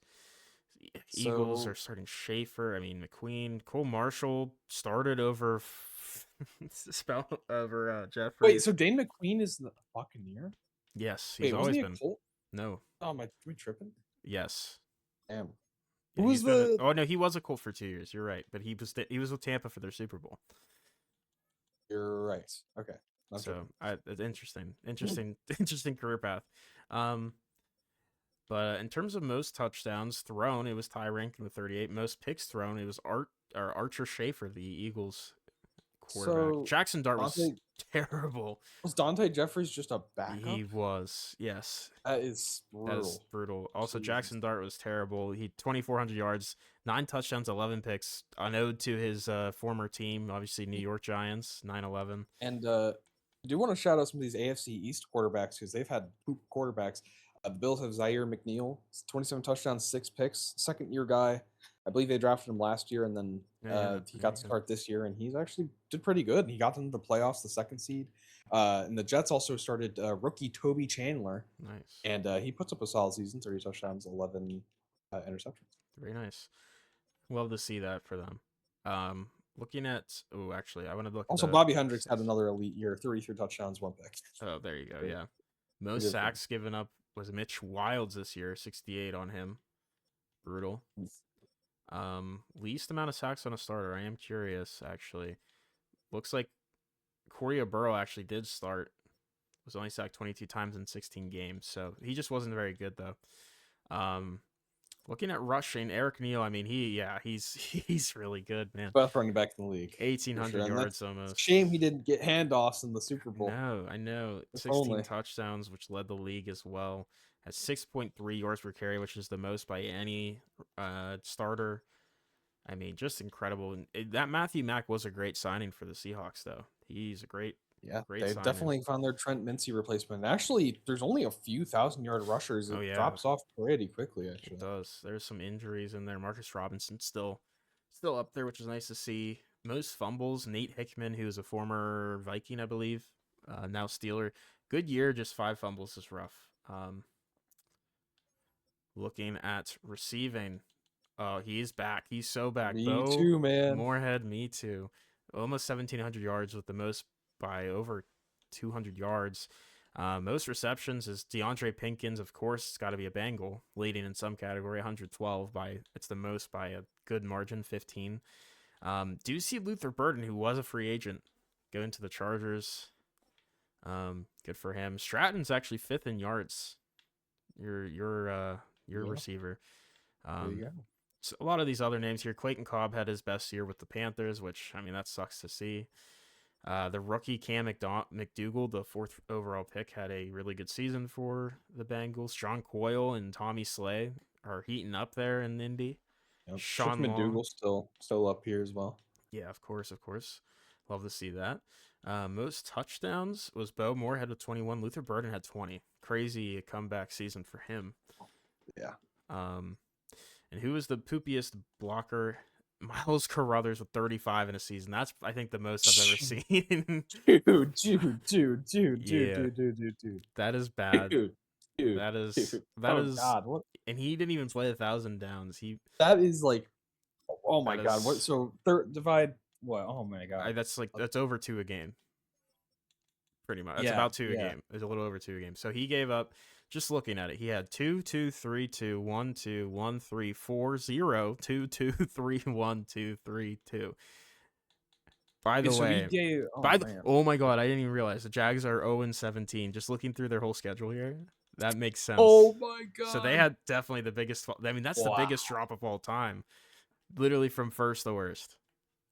That is a fall from grace. Also, shout out to former Giant Carlos Harrell, who playing for the Commanders gave up 0 sacks in 17 healthy games. Nice. So good for him. Complete opposite sides of the spectrum. My linebacker Tucker Andrews leads the league in tackles, 159. TFLs, of course. Oluwafemi Oladejo with 22 TFLs. A little down year for sacks for him, but still a very productive player for the Broncos. Most sacks, 22 for Cordell Humphreys. That's a new name we haven't seen. Very nice. Good for him. Nice. But big drop off after him, but nice to see Carter up there still. And interceptions, Will Callaway with 5's the most. Zeke Teague's up there. Good for him. 15 deflections. He's 4 fumbles for Todd Jenkins. Yeah, I mean, very interesting year. But I guess since we talked about the standings of the Jaguars, let's take a look at the entire standings. NFC Seahawks. Yeah, I mean, we talked about them being a winner in the offseason. They were they signed really good players. They're 13-4 for sure. They had a great turnaround. Yeah, Falcons still up here, 12-5, and then a little bit of a drop off. 10-7 Bucks, 10-7 Eagles, 10-7 Packers, 9-8 Panthers, 9-8 Commanders. Yeah, just it's unfortunate. I mean, just looking at the divisional wins, yeah, Cardinals only had 3, which was tied for the Commanders and Panthers, but they probably had other tiebreakers over them, sadly. Saints, Vikings, Lions, 8-9. Honestly, I don't know. I mean, Rams were the worst in the NFC, kind of back to what they were for a while. Giants down here is rare. We don't see that very often. But not a horrific NFC, but the AFC is very weird again. Chargers 12-5, best in the league. Everyone else is 10-7 or 9-8. The playoffs: Bills, Raiders, Texans, Colts, Chiefs, and Browns. A lot of these teams have been in the playoffs like a majority of the years. I feel like Raiders, Browns, Texans have been in more recently. Chargers too. Yeah, no, the Raiders and Browns I think have been super consistently Yeah, here in the playoffs yeah. for sure. Um, Dolphins just miss out, who are another team that were in there a lot. Broncos had a nice comeback from being one of the worst in the league last year, and they miss out 8-9. A couple 8-9 teams, and two 7-10 teams, and then a big drop off to the Jaguars, who were 0-17, which is the first time we've seen this in our franchise here. An 0-17 team, which Yep. what a time to show off an 0-17 year in the Yeah. last one. Super Bowl to it's like what a Super Bowl champion to 0-17. That is definitely the biggest fall from grace. Yeah, I don't think you can even. The only thing you could do is go 17. Like that's better is like just go 17-0, win the Super Bowl, and then go 0-17. I mean, Yeah. I it's crazy because they still have. I mean, I don't know, their quarterback situation is clearly the worst in the league, but like they still have good players. Like they still have the same receivers, the same running back, the same tight end situation, pretty much. Their O line is still booty though. To be fair, they didn't even try to upgrade that. Yeah, I mean, when your left tackle's giving up 35 sacks in 17 games played, Yeah, pretty bad. yeah. I mean, at that point, when do you even take him out? I feel like you should have taken him out years, like a long time ago. Probably like Yeah. by at least by the bye week, right? Or week 8 at Yeah, least. when he's giving up 2 sacks a game for sure. Yeah, that's pretty Yeah. rough. But just for the sake of ease, so I don't have to change accounts, I'm probably just gonna retire Stefanski, and then whenever we get to the Super Bowl, and I'll go to one of the Super Bowl teams. But I guess Sure. looking at the bracket here, I'll talk about the AFC side. I guess Chargers, like we said, 1 seed. So we see an old rivalry here. I guess comparing to where we are in the future here. Bills Chiefs going at it. Bills 2 seed, Chiefs 7 seed. Colts Raiders 3 seed versus 6 seed there, and then Browns Texans, which I think we've seen once or twice. Browns 4 seed and Texans 5 seed. Just gonna rapid fire my predictions on the AFC here. I think I'm gonna take Bills first time back. I want to see them get a win at least. Colts Raiders. I'm kind of rooting for the Colts, or for the Raiders, I should say, just because they've been here a lot. And but at the same time, the Colts do have Tron Coyle and Tommy Slay, so just I'll go with them. I'll go with the Colts, and then I'll choose the Browns over the Texans, just because I have, even as a Steelers fan, enjoyed watching the Browns in this franchise. What about you? How do you feel about these AFC matchups? Talk about the AFC matchups. I would say I'm gonna go with the Bills. I think I would love to see a Bills Super Bowl win in the last season. Is it gonna happen? Probably not. But hey, you never know. You never know. You never know. They are So the I'll 2 go with seed. that. Raiders Colts. I do like this matchup, and I'm gonna.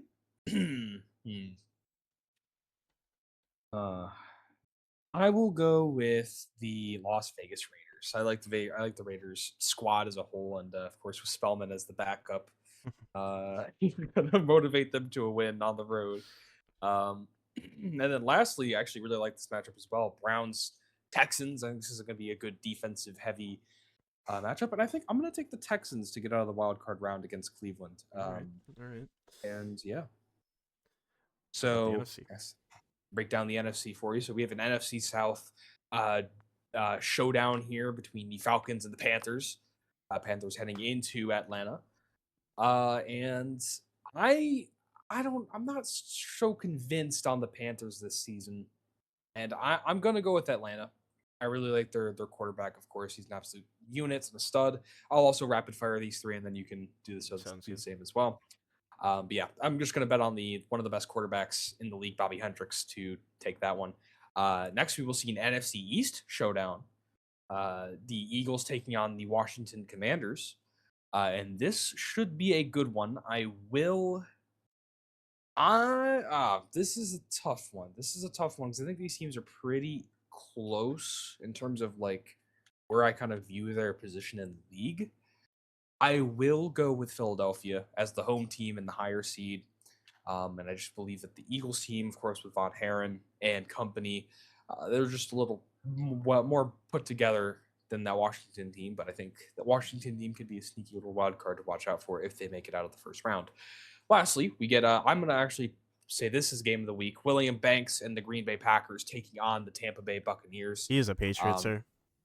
It's Oh, D'Angelo William, I Callaway. forgot that. Oh, D'Angelo, I forgot. Oh my God, I forgot about the sickening stuff. My apologies. D'Angelo Callaway's a Packer, right? But still doesn't make it any less game of the week in my opinion. I think these are two teams that like I feel like have seen each other, but I don't think they have in a playoff game. Maybe they did, but I don't remember. I'm gonna go with the Green Bay Mother Loving Packers. I think. Actually, no, I'm changing my mind. I'm gonna go with the Buccaneers. I'm going with the Bucks. I had to switch that up at the last second. What do you think? Fair enough. I think the Falcons are gonna. I'll take a page out of your book. Mollywop the Panthers. Bobby There you Hendricks go. is incredible. Eagles, Commanders. It's an interesting one. I don't know. I really want to see a storybook matchup here of maybe Von Herren versus his former team and the Browns in the Super Bowl. That could be fun. But I think I'm gonna go with the Commanders. But it's close. And then Packers, Bucks. It's a tough one. I think I'm gonna go Packers with D'Angelo Callaway. And I feel like they've built a decent squad there. So I don't know. I mean, I'm really just I'm really here just for the good time. I don't care who makes it in the grand scheme of things. I'm just excited to see who gets the final Super Bowl. But let's go ahead and sim and see who continues to the next round. In the AFC side of things, we all right, we'll get to that. But what the fuck? Oh, God. Okay. AFC side of things, I'm sure you're happy to see this. This feels like really cathartic for you. Bills 14-point victory over the Chiefs, 31-17. It was a close matchup. You look at just like the yardage and stuff like that, but it just wasn't. Zaire McNeil played decent, 302 yards, 2 touchdowns, did throw a pick, 60 completion percentage, not great, sacked twice.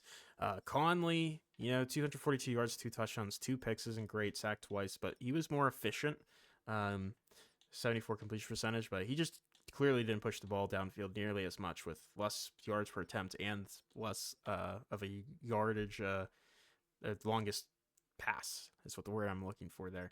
Looking at rushing for that, oh my God, the Chiefs could not run the football, and that's probably why they struggled to score, because 2.8 yards per carry for their starter, 3.6 for their backup rookie. The Bills couldn't run it super efficiently either, but they ran it much better. Oscar Harris with 3.4 yards per carry and 2 touchdowns, but their backup, McNeil, the quarterback got some good runs in there, 6 carries, 27 yards, but not a ton crazy there. Mason Ward, the rookie receiver for the Bills, 7 for 158 and 2 touchdowns. Was a big one today. Rivers also had a nice day. Chiefs had Broughton and Maben for a touchdown and some yardage as well. But yeah, when it came down to it, it was definitely the Bills defense had to have played better, you'd assume here. Look at the run defense. DJ Bryan with 4 TFLs, 2 for Kennard, 1 for Young, 1 for Brown, 1 for Payne, 1 for Benson. And they were just smothering the run game and forced the Chiefs to be one-dimensional. They also did sack him twice. Gene Fowler, the rookie, with 1.5.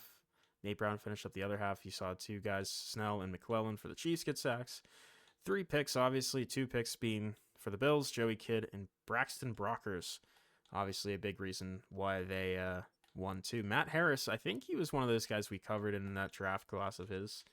He sounds familiar. First round potential guy. Did get a pick in this one, but yeah, the Bills just smothered the run game, got the 2 turnovers.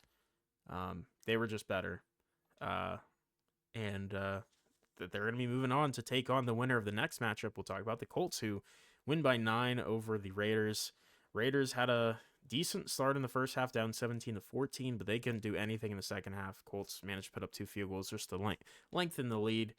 But again, it was even on paper when you look at the stats, but 2 turnovers towards the Raiders side is not good. Tommy Slay played super efficient, super careful, 207 yards and a touchdown, no picks, sacked 3 times, 71 completion percentage. Derek Hodges, on the other hand, played the opposite, 243 yards, 2 touchdowns, 2 picks, sacked 4 times, 66 completion percentage. So rough day for him. Rushing the football, Aaron Robinson, the rookie, got the start for the Colts, just did not run efficiently. Got 20 carries for 62 yards, but they really couldn't do much better for the Raiders either. 2.4 yards per carry. They actually did worse. 41 yards and 17 carries for Cardell Purnell. No Ashton Genty. It's been a struggle for them. Receiving, Juan Romero, former Cardinal, 5 for 107 and 2 touchdowns. Oscar Huerta, former Bronco, I believe, with a nice game. Ethan Peak, maybe related to Randy. I'm not 100% sure. He had a touchdown in a nice game. Did not see much from John Coyle today. 3 catches, but didn't really need him. Obviously, Colts gave up some sacks there. Cody Rhodes, current WWE champion, with leading tackles there. But yeah, the run defense for the Colts was pretty good, but so was the Raiders. Obviously, they're pretty good at getting the run game stopped. Matthew Nash, who's still in his prime, had a great game, 2 sacks. Quentin McPherson got in there as well. We saw a couple sacks from the Colts as well. But the turnovers were big. Colts had Cody Rhodes' interception as well. I mean, he might have been Defensive Player of the Week. And LaMarcus Thomas also had a pick. So, yeah, Colts, again, just were able to kind of smother the Raiders offensively. And then in a closer one, we see the Browns win by 7 over the Texans. They'll have to play the Chargers, but it's an interesting one because the Texans actually look like they completely would have manhandled the Browns here, outgained them by 150 yards, and had more time of possession, had no turnovers, but they lost by 7. Esteban De La Rosa had a really solid game, 255, 2 touchdowns, 71 completion percentage, was sacked 4 times. That is rough. Dante Jeffries does get to start over Cole Marshall today. I wonder if there's an injury there. He wasn't good at all. He was actually really bad, but he didn't make any mistakes, at least. 118 yards, no touchdowns, no picks, sacked once, 45 completion percentage. Looking at rushing, Mike Fisher, the rookie, 77 yards and a touchdown, not terrible. Conrad had a good day for the Texans, but Jeffries ran 2 touchdowns in on the ground. There you go. But yeah, it was more so the sacks, I think, really caused the issue there. But Bo Moorhead had a nice day, 93 and a touchdown. Cade Barnett, 79 and a touchdown. Tommy McKinney had 51 yards for the Browns. That was the leading receiver. Yeah, it's weird looking at the offensive stats. It's like, how did the Texans lose? But the 4 sacks were huge, obviously. Cleveland, got into the backfield quite a bit, both on runs and passes. And I think that was the key. That was really it. It was just the field position game and the sacks. Dante Jeffries wins. Yeah, crazy. But I mean, the Browns didn't necessarily look very, I would say, impressive this game. Also noteworthy, the Texans they were at 7 points until the 4th quarter. They put up 10, so it was just too little, too late. So we'll see Chargers, Browns, and then Bills, Colts in the divisional. Let's look at the NFC. There you go. And just a quick thing on the Browns. It'd be sad if Cole Marshall had to play second fiddle to another Super Bowl Cleveland Browns run. Of course, he got injured in that one. I feel like that would suck. Dante Jeffries deserves it, though. I'm a little more happy about. Yeah, it definitely makes me feel better. First Von Herron in the Browns is a fun story, but Dante Jeffries, I guess, is just where quarterbacks go to revive their career. Which is not what anyone would ever say ever in real life. It's like the Joe Flacco? I don't know. Brother, he had one season, and they got destroyed by the Texans in the playoffs. There you go. All right, well, you mentioned how there's going to be some mollywopping in this Falcons-Panthers game, and mollywopping occurred. Probably one of the biggest blowouts in and probably one of the most unexpected blowouts in our history of doing these 10-year sims. Couldn't have been any more wrong. I couldn't have. I thought this was just going to be Bobby Hendricks taking care of business. But we could not have been more wrong. So Panthers dominated offensively, dominated time of possession. Got a turnover on the Falcons. Let's break it down. So Bobby Hendricks played like poop. Let's start with that. 48 completion percentage, sacked 4 times, threw a pick, 210, no touchdowns. Gleason didn't play a crazy game, but he did what he had to do. 62 completion percentage, 216, 2 touchdowns, sacked 3 times. This is where we should have just maybe, given the Panthers a little more credit. Eric motherfucking Neal, 21 carries, 187 yards, 8.9 carry on 2 touchdowns. He just had one of the greatest playoff games for a running back of all time. DJ Walden, also the rookie, getting in there when Eric Neal was, tired of running for 20 yards on this defense, comes in with some help. But the Falcons just couldn't run the ball. They were down early, and they had to abandon it pretty quickly. It was a really interesting game here for offenses, and of course, receiving is going to reflect some of this. Clayton Cobb, Cardinal doing his best. Manny Cabrera also tried his best for the Panthers, but Glenn Barnett leading the day. Brandon Warner also having a solid game. William Valdez, the tight end, having himself a solid day. A couple more guys, Look but at the touchdowns. I did not on where. For receiving. Oh my God, Eric Neal had 2 receiving. He just had a 4 touchdown. Like, oh my almost God, 200-yard total game. That's insane. Jesus, Eric Neal, insane. They don't need a quarterback. They're just like, Eric Neal, bring us back to the Super Bowl. Yeah, he's insane. Wow. Yeah, so let's look at the tackles. Dakota Drayton leading in tackles for the Falcons. Ben Quinones got in the backfield 1.5 times, but the Panthers had no shortage of pass rush either. Darren Coleman.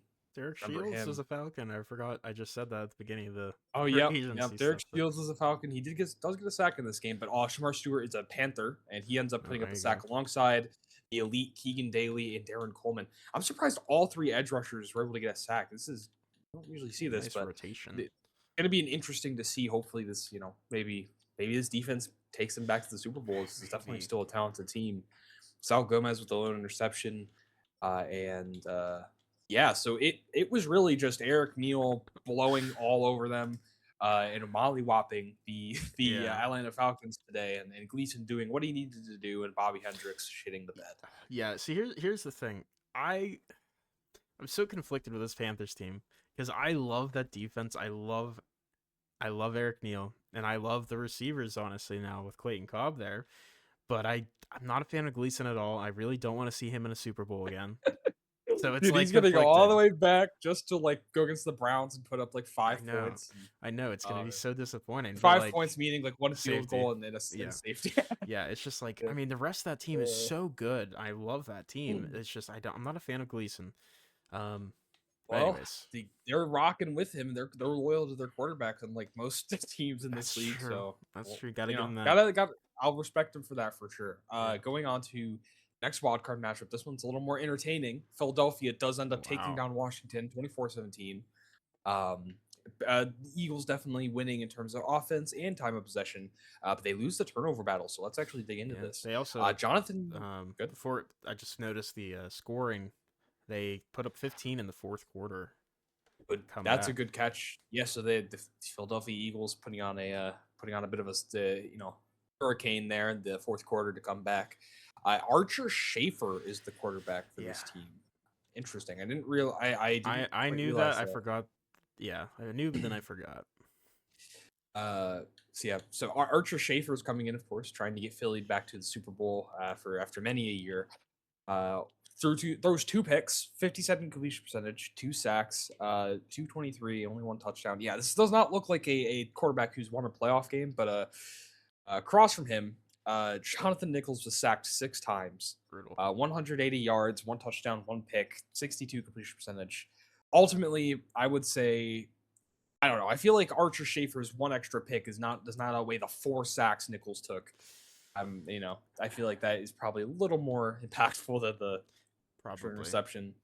Rushing wise, also helped the Philadelphia Eagles as Anthony Russell has himself a solid game. 72 yards, 16 carries, 4.5 a carry. Donovan was solid, but he didn't get the ball too much. Carlos Beard puts in a touchdown, 19 yards on 6 carries. And yeah, Alani Fletcher doing some good stuff for the Eagles. They also have not only a running back with the last name Russell, they also have a receiver, Jalen Russell. Maybe a little bit of a Russell sibling connection, or There maybe you go. they're just coincidentally are last name Russell. He has himself 52 yards. Sam Robertson and Adam McInnes having solid games. Also, Adam McInnes, remember seeing him in the draft. You're like, he Yes. looks pretty good. Has Yes. himself a touchdown and 49 yards, but ultimately doesn't matter. Let's take a look at the defense, though, because I feel like that's where things are going to get interesting. Emmett Cummings, the GOAT, leading in the Commanders in tackles. Sacks-wise, Philip Bush has an absolutely amazing game. Second-year player, 3 too. sacks on the day. Wow. Shane Bryan also getting in there, along with Rayshon Kendricks. The Commanders had a couple sacks as well, but just not comparable. Derek Carrington as well for Philadelphia having himself a sack. Yeah, the picks were nice for the Commanders trying to keep themselves in this game. Zach Huff with a pick, Clayton Ward with a pick, but Charleston Waters also the veteran free safety getting a pick for the Philadelphia Eagles as well. Anything else of note? Not really. So Ben Coker's an Eagle, fun fact. there you go. Cokeheads rise up. Cokeheads Maybe rise up. the Cokeheads will be seen in the Super Bowl. But lastly, we'll get to see Tampa Bay taking down Green Bay 23-10.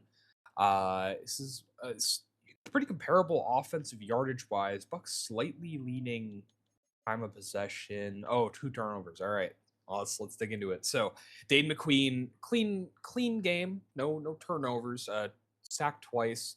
16 for 27, 59 completion percentage, 1 touchdown, 222. Not an amazing game, but yeah, Giancarlo Callaway just had a worse game. 250, but he throws a pick. Also got sacked twice. Only 55 completion percentage, only 6.6 yards per attempt compared to McQueen's 8.2. So just not the more efficient quarterback. Rushing wise, pretty similar, but Marcus Robinson was a little better today here. 4.1 a carry, 58, 14 attempts. Jaquez McCain, I think, 12 carries for 40 yards and a touchdown for the Packers. But ultimately, they just couldn't do too much against this Buccaneers run defense. You also had actually had 3 running backs getting involved for the Bucks. Leslie Agnew with 32 yards and Allison with 9 yards and a touchdown. Receiving, Eli Patterson's the leading receiver on the day, along with Preston Malone for the Packers. But Nate Haynes, he wasn't wasn't he the receiver that stepped out last year? he was. For the Panthers. He Oh, was. that's gonna be fun. All right. Uh-huh. Well, he puts up Little 57 and a flashback. touchdown. Maybe trying to get himself to the big game for some redemption here with Tampa. Daniel McCann also having himself a solid game in the air. And Chris Strickland, a couple other guys here down the board. Joseph McCree is high noon. The Packers. There you go. It's Cassidy, not too much actually. there. Cassidy, yeah, you're right. It just Yeah. had to shout it out. Fuck you, McCree, the developer weirdo. Malik McFarland, the defensive tackle, putting up 2 sacks for this interior Tampa Bay defensive line.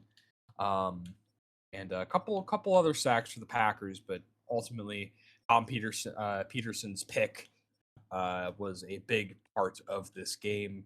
And Fumble. yeah, there was also a forced fumble because I did see 2 turnovers. Matthias Nava forces and recovers a fumble. Strong safety out of TCU. And they move on to play the Philadelphia Eagles. Very interesting matchups. I will say, in terms of like the NFC quarterbacks, I'm not like a huge fan of most of them, except for like I like Magana for the Seahawks, but not a fan of Gleason, not a fan of Schaefer, and McQueen's all right, but not my favorite. Yeah, I like McQueen. I think out of all the quarterbacks, I think him and Magana for sure. But yeah, it's definitely a lot of talented teams that have built some really interesting rosters. Absolutely. And strong defenses. I believe Eagles Buccaneers is a championship rematch of the very first season of Giants Cardinals franchise. I believe, right? Probably. I believe it was because it was the year where the that sounds Buccaneers right. beat you. Then the Buccaneers Yeah. beat me in the divisional. Then they beat the Philly the champ, and we watched them that's beat the right. Chiefs. So it's a True. fun little rematch there, and yeah. But yeah, Chargers Browns. It's an interesting one. The Chargers have been really one of the premier teams the past couple of years. They just still haven't been able to get over the hump here. To be honest with you, I It's tough because I really like Brandon Bishop. I think he's really good, but I don't know if they're still. I still don't think they're going to get over the hump. I think the Browns are going to. They've just been more experienced in the playoff games, and I think they're going to make it to the championship again. I like that. I like that as well. I think Dante Jeffries is going to lead this team to the championship. I don't think it's going to be a pretty game, but I think that Browns defense will do enough. But Brandon Bishop is really good. I feel like I think this could be a fun game for sure. Yeah. But yeah, I'm going to agree with you here on the upset. Okay.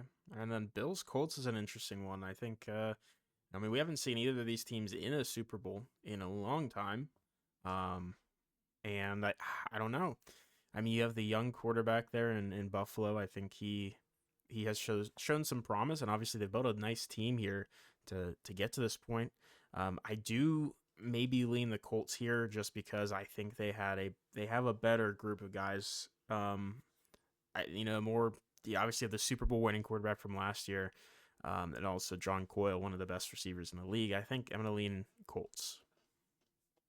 That's fair, and I'm also going to lean Colts for the sole purpose of quarterback play. I think Tommy Slate is a better quarterback. Yeah. And he's going to handle business here. And for the Bills, I'm glad they won a playoff game. And I think, of course, we're not going to sim anymore, but that's a young team that has finally started to put it together after Josh Allen. And it's taken a long time. It's never been know. years.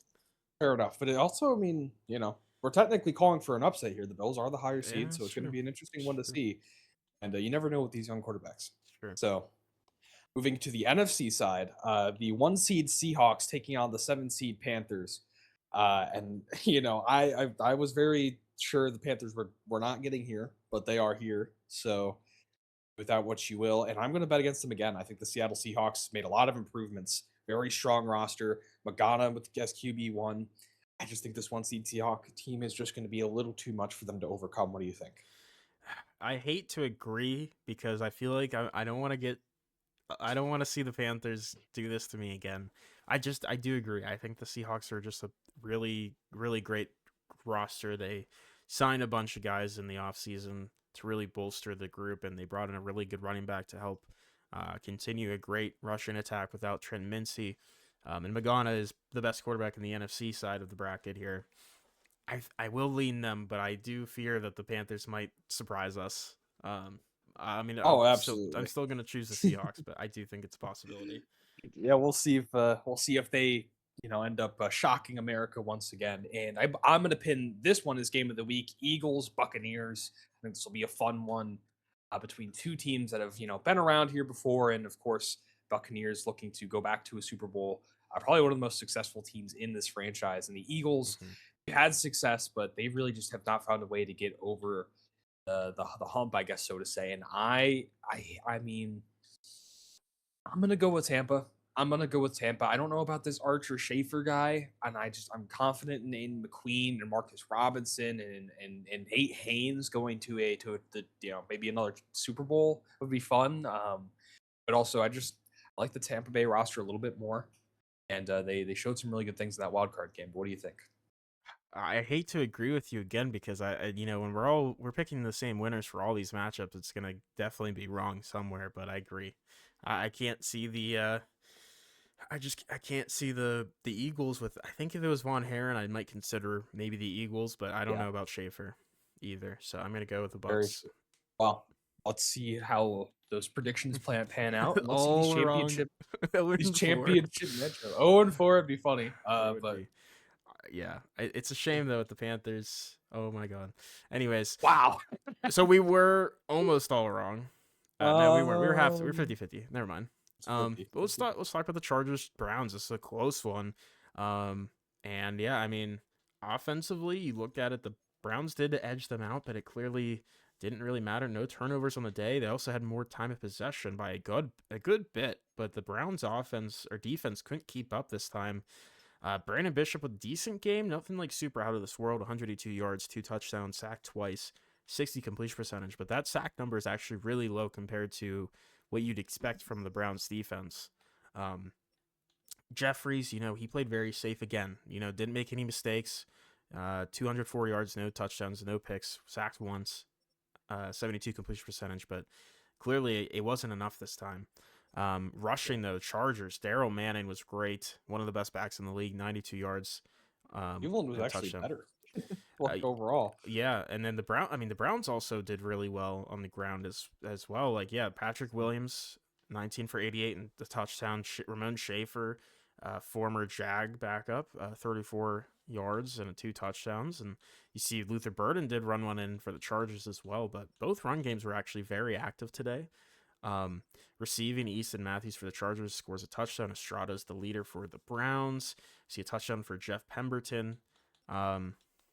Yeah, it was clearly more of just a rushing game for both teams going head to head.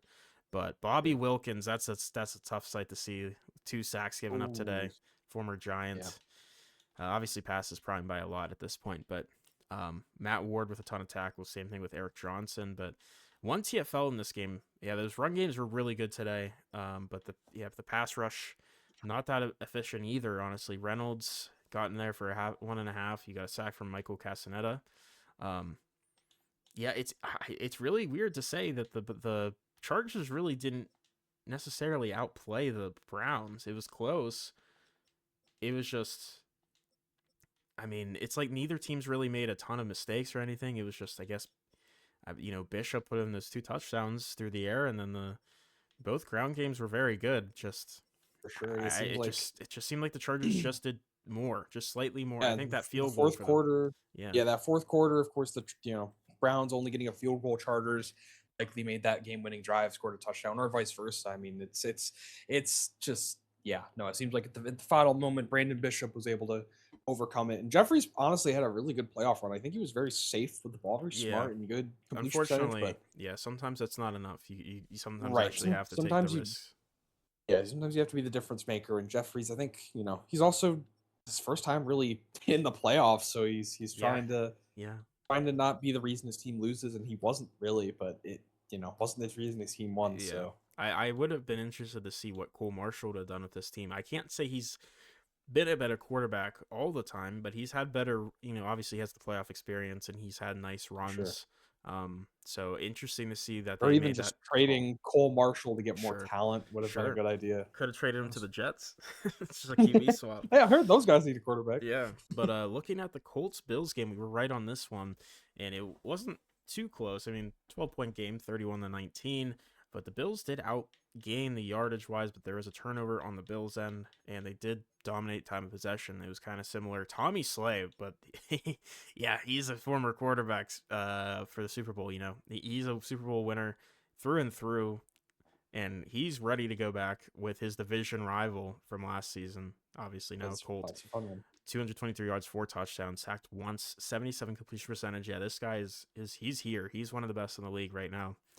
Great game from him. Zaire McNeil, young guy with a bright future, just couldn't live up to the Slay experience there.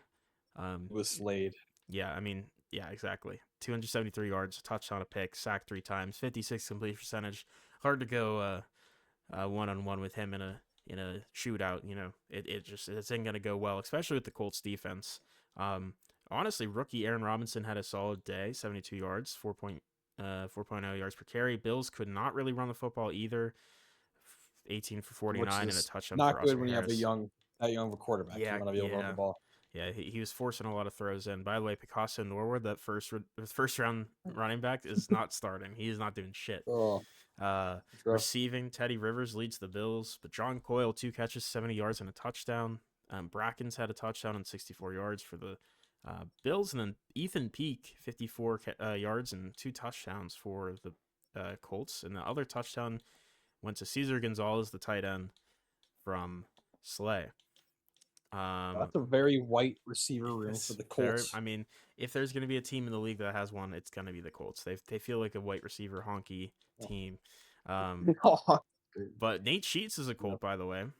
Oh, I love that for them. But yeah, they definitely got in the backfield a lot more, as we said, with the running defense here. And then they did get the sacks as well. Is just a big performance for a lot of guys here. Flores, Swinney, Escobar, and Grant all got in there. Only 1 sack for the Bills. DJ Bryan, the pick from Josh Escobar as well, had a really good game. Just when it comes down to it, all the pass deflections too. They had 6 here from the Colts defense, but yeah, the Colts defense just overwhelmed the rookie in the run game as well, and they just didn't have a chance, especially with Slade being as good as he was today. So I think this is probably one of the best quarterback matchups we've seen in any playoff game coming up Yeah, here. Brandon Bishop versus Tommy Slay. That's a fun matchup. Also, I'm trying to find what team who a Philip Rivers Bowl here. Philip There you Rivers, go. well, that's a good. Or the Manning Brother Bowl, but obviously one of those guys was not really on the Chargers. He was supposed to be, but he wasn't. But either way, let's talk about the other side, which again, So interesting. interesting for sure. So Uh, let's just get started. So Carolina heard us. They were like, "Oh, you think we're not good enough? All right." They go into Seattle, 7 seed, 1 seed, and win in overtime. They're What a employing goddamn! the Randy Oh Peake my Super Bowl goodness. run strategy of saying, "You guys suck. We're not gonna win." There you go. And the Seahawks dominated time of possession. So I'm really curious Yeah. what happened. Let's just get into it. And the Not gonna Panthers spend too turned long over on the this. football once. Yeah, Panthers got a turnover on him. Magana played very clean football, 57 completion percentage. Gleason 55% completion percentage, 2 touchdowns, 1 pick, now 197. Magana with 248 and a touchdown. I would say honestly, Magana outplayed Gleason. Of course, got sacked one less time. 50. I mean, it's kind of close, but Gleason threw the pick, and they're both under 60 completion percentage. So let's go see if there's a difference maker. There is. Eric Neal's here. Neal's here. He's the best running back in the league. He put the team on his back, and he said, "Okay." And he outran Matthew Mack, who's also had a great season, but just he's not Eric Neal. You are not Eric Neal, and there's just no way you can be, and that's okay. There's not everyone's Tom Brady, and he is the Tom Brady of running backs, and Right this now, guy is just lights out. 159, 9.4 a carry. This is literally like Madden player stats. This is crazy for the sim though. This is crazy. prime Trey Benson. Prime Trey Benson, a prime Marcus Robinson as a backup. Yeah. 17 attempts. I mean, just absolute stud. Absolute stud. And Matthew Mack had a solid game. 20 carries, 96 yards, 4.8 a carry. Solid. Very solid. Javier Garay came in with a touchdown and 23 extra yards. The Seahawks ran the hell out of the football, but the Panthers just had way more of quality of each of their runs. They were getting more runs. Of course, they also broke off a 78-yarder with Eric Neal. I mean, this guy is explosive as a receiving back, as a running back. He is probably one of the best players in the league. Quarterbacks and everything combined. He's always, I mean, what a run. Receiving wise, Manny Cabrera has a pretty nice game for the Panthers. And he was, by the way, he was the one who was injured in the Super Bowl, and they were missing him a ton. We talked about it. He was. Well, he's back. He could be the difference maker for the Carolina Panthers. Sean Long. They could not throw the football in that Super Bowl. So Sean Long also coming in here with the Seahawks. He's been a pretty good receiver, and 72 yards and a touchdown, along with Taylor Reyes, 65 yards on 4 catches. And also, I mean, Dennis Bowe with 61 yards on 6 catches. They had a pretty strong receiving game, but ultimately, they couldn't really get it done. And another Panthers running back, DJ Walton, the rookie, gets a receiving touchdown in this game as well. Yeah. Why not? Let's take a look. Sacks given up. Jack McAllister, Gabe Crowder giving up 2 sacks each. Not the greatest blocking games. Josh Hitchens leading it with 2 sacks this game, but Shamar Stewart with 1.5 sacks today. Tommy Steele with 1.5 sacks for the Seahawks. 1 sack for Davion Allen, who is on this team. Keegan Daly also getting us a sack. Very strong Panthers front, but the Seahawks front is also pretty good. Just didn't end up mattering. TFLs, Davion Allen does lead with 2 on the day. Interceptions wise, Chad Teal does have the interception, and so it's really interesting how they ended up winning this game. It's obviously in overtime. Did you mention that part? I did mention that in overtime they go into the 1 seed's house and win by a field goal. Crazy. Eric Neal is just insane, and Gleason did what he had to do. He did what he had to do, and by the way, moving to the real quick, it does look like the Seahawks actually went for 2. They got a 2-point conversion, so it looks like they actually were behind and tied it up to go into overtime. So they were down. Panthers are currently the dark horse, and the Buccaneers end up beating the Philadelphia Eagles, which we both said was going to happen. And so we actually, just something to quickly note, Nate Haynes will face his former team, the Panthers, in the championship. That's a fun one. Very fun. But let's break it down. 16-14, low scoring game. There's no shortage of yardage though. Buccaneers do slightly lean the time of possession, but not noticeably so, and the Eagles do have a turnover. Archer Schaefer did indeed throw the turnover, 50 completion percentage, one pick, sacked 3 times, 187 yards. Just not that great of a game. And Dane McQueen was just better. He was cleaner with the football, 65 completion percentage, didn't throw a pick, 50 more yards, and one less sack taken.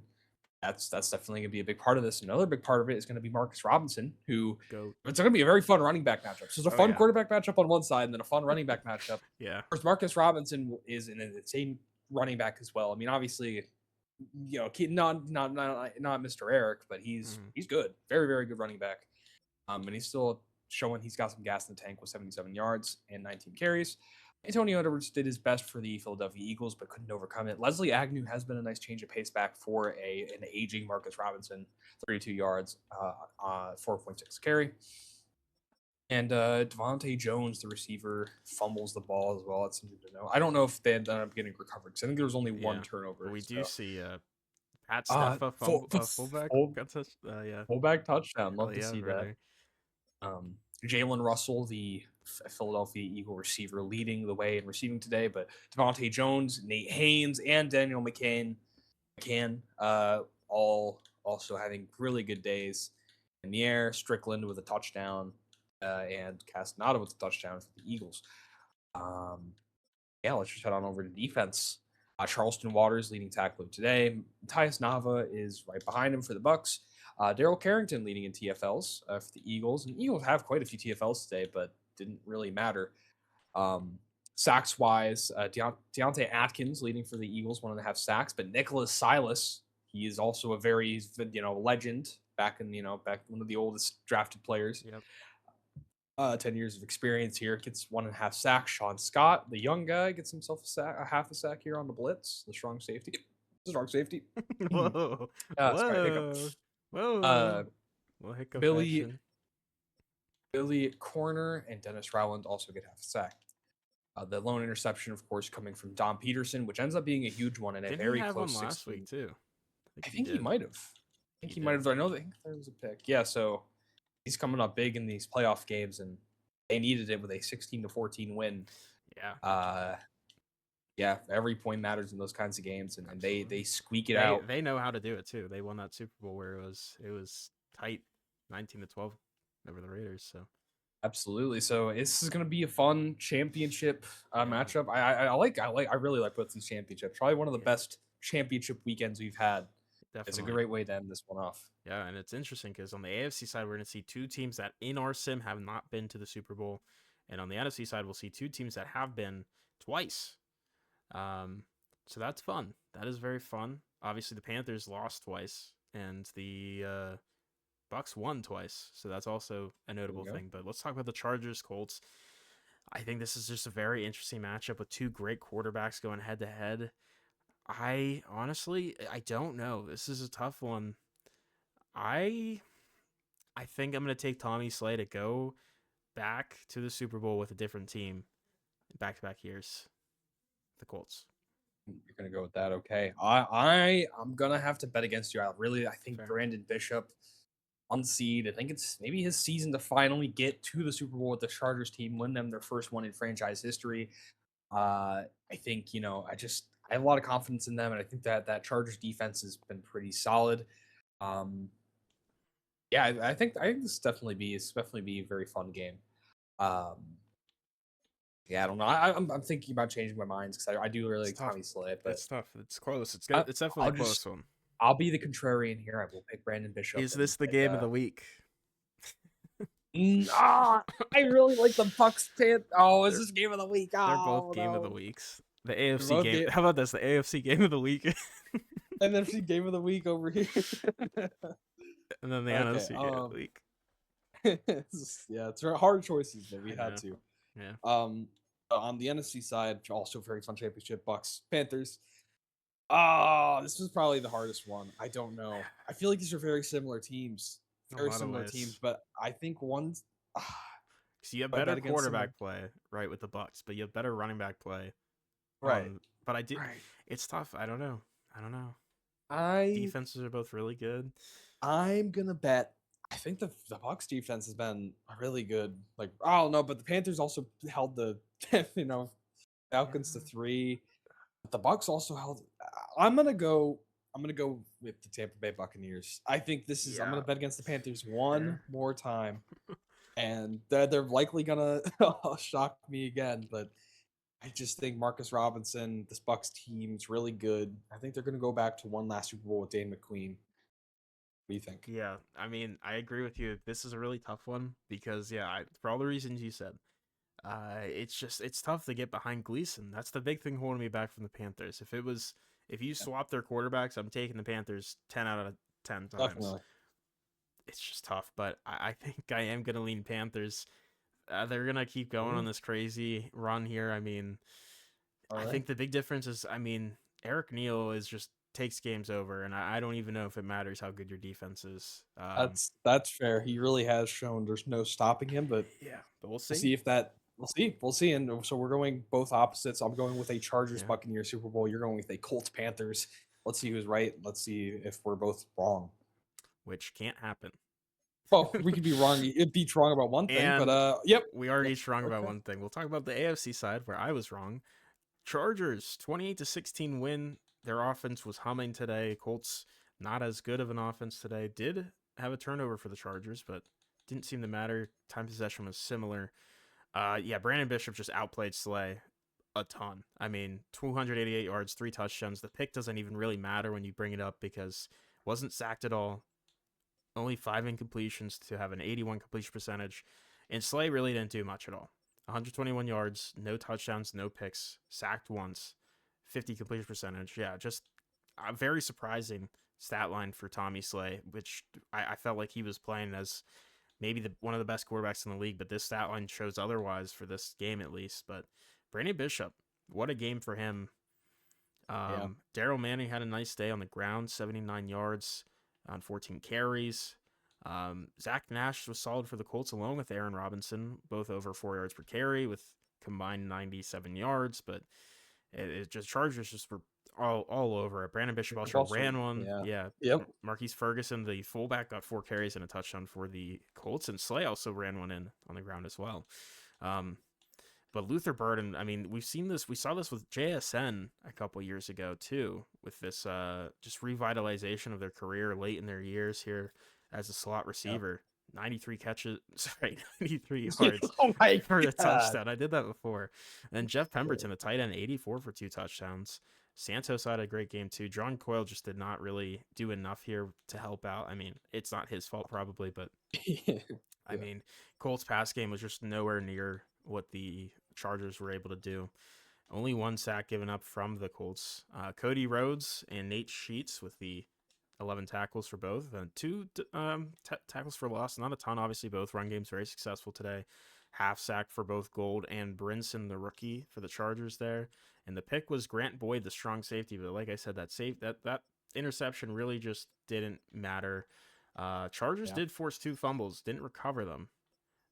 Newhouse and Cooper both got in there, but that could have changed things tremendously if they did. But yeah, the Colts just didn't get their offense going enough on the passing side, and Chargers did, and that was the big thing. Is they just Brandon Bishop was playing lights out.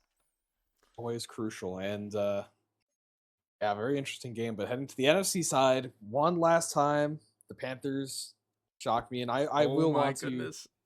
I want to go ahead and commentate them, by the way, in the Super Bowl. Sure, I think it's only sure, fair because yeah, I did it last time. yeah. But Nate Haynes unfortunately wasn't able to show his team who's boss, and the By the Panthers way, just win it. the scoring in the quarters is crazy. Oh yeah, Carolina comes back. Wow, Carolina comes back. It was down 20-7. Well, it was 17-7 at least in the fourth quarter. Yeah. So Carolina was down, and the Buccaneers were dominating all the way up to the fourth quarter. Gave up 17 points That's to brutal. lose the game in the fourth quarter. So Panthers just showing that they can win wherever they are, whenever they are, no matter what. Very close in time of possession. There was the Bucks actually forced a turnover and were clean with the football, but the yardage difference is pretty clear. So let's get into it. And Alex Gleason, say what you want about him. but he shows up 310 yards, 2 touchdowns. He did get picked, throw a pick, and he was sacked 5 times for 60 completion Crazy. percentage. Dane McQueen, 178, 2 touchdowns, 67 completion percentage. Nice. Only sacked once, but it's hard to rank because I think obviously Gleason got sacked more, wasn't quite as accurate, threw a pick, but he also threw almost over 100 more yards than him. Yeah. So I mean, I don't know. it's tough. I will say, I mean, Gleason, I think we really have questioned Gleason a lot, and I think a lot of other people have too. And I think this was a game that he needed to show that he could do it. He could lead this team to a win because if you look at I mean, we'll get the look at the rushing stats, but he clearly down 10 points had to put up 17 points in the fourth quarter to win, and passing is the best way to do that, and he did it. Definitely, and he of course has one more game to prove himself. Sure. Because that's where things ended last season. But of course, we'll get to see that. Rushing wise, both rush games are very solid, but yeah, actually pretty comparable. Eric Neal does have the slight edge for getting few more yards on less, like more yardage on less carries. For 70 yards on 15 attempts and a touchdown compared to Marcus Robinson, 66 yards on 16 carries.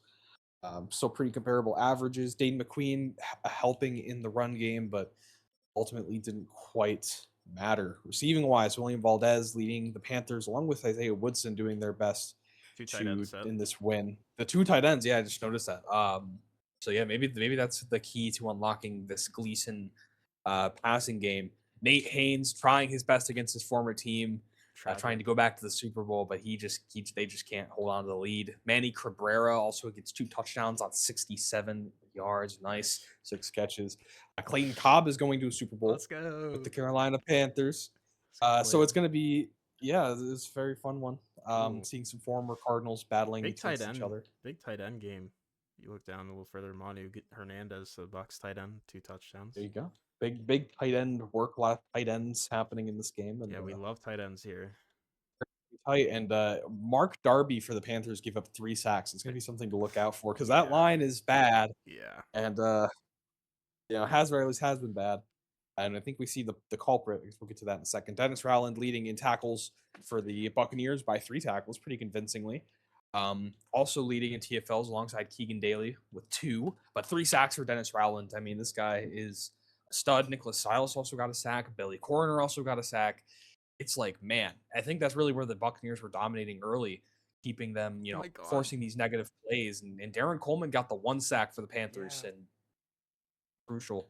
A lot of TFLs as well. I mean, across the board.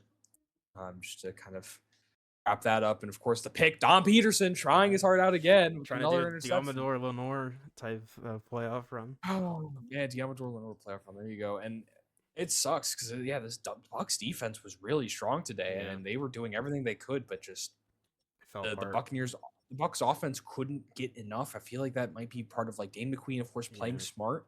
He didn't push the ball enough.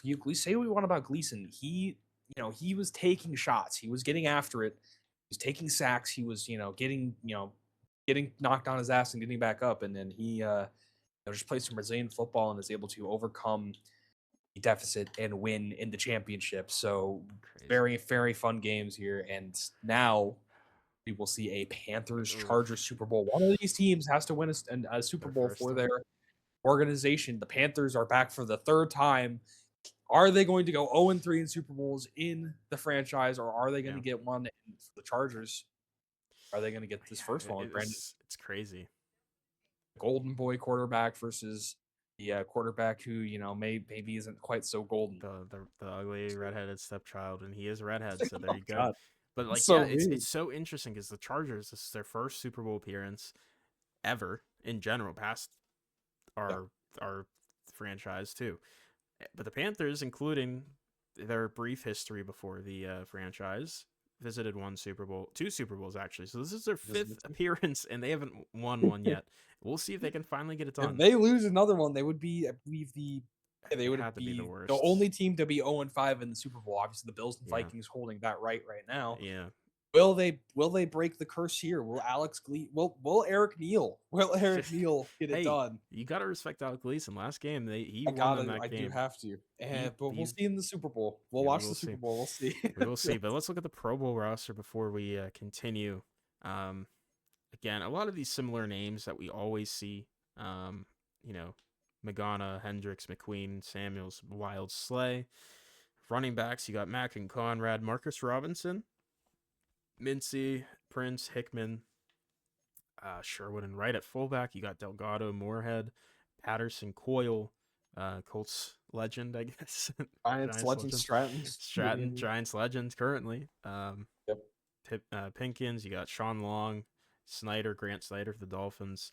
You got McAllister, Golson, Walsh, Torres at tight end. You got McAllister, Hillman, Brooks, and Bush at left tackle. Weston and Finnegan, who was the Cardinals guard for a while.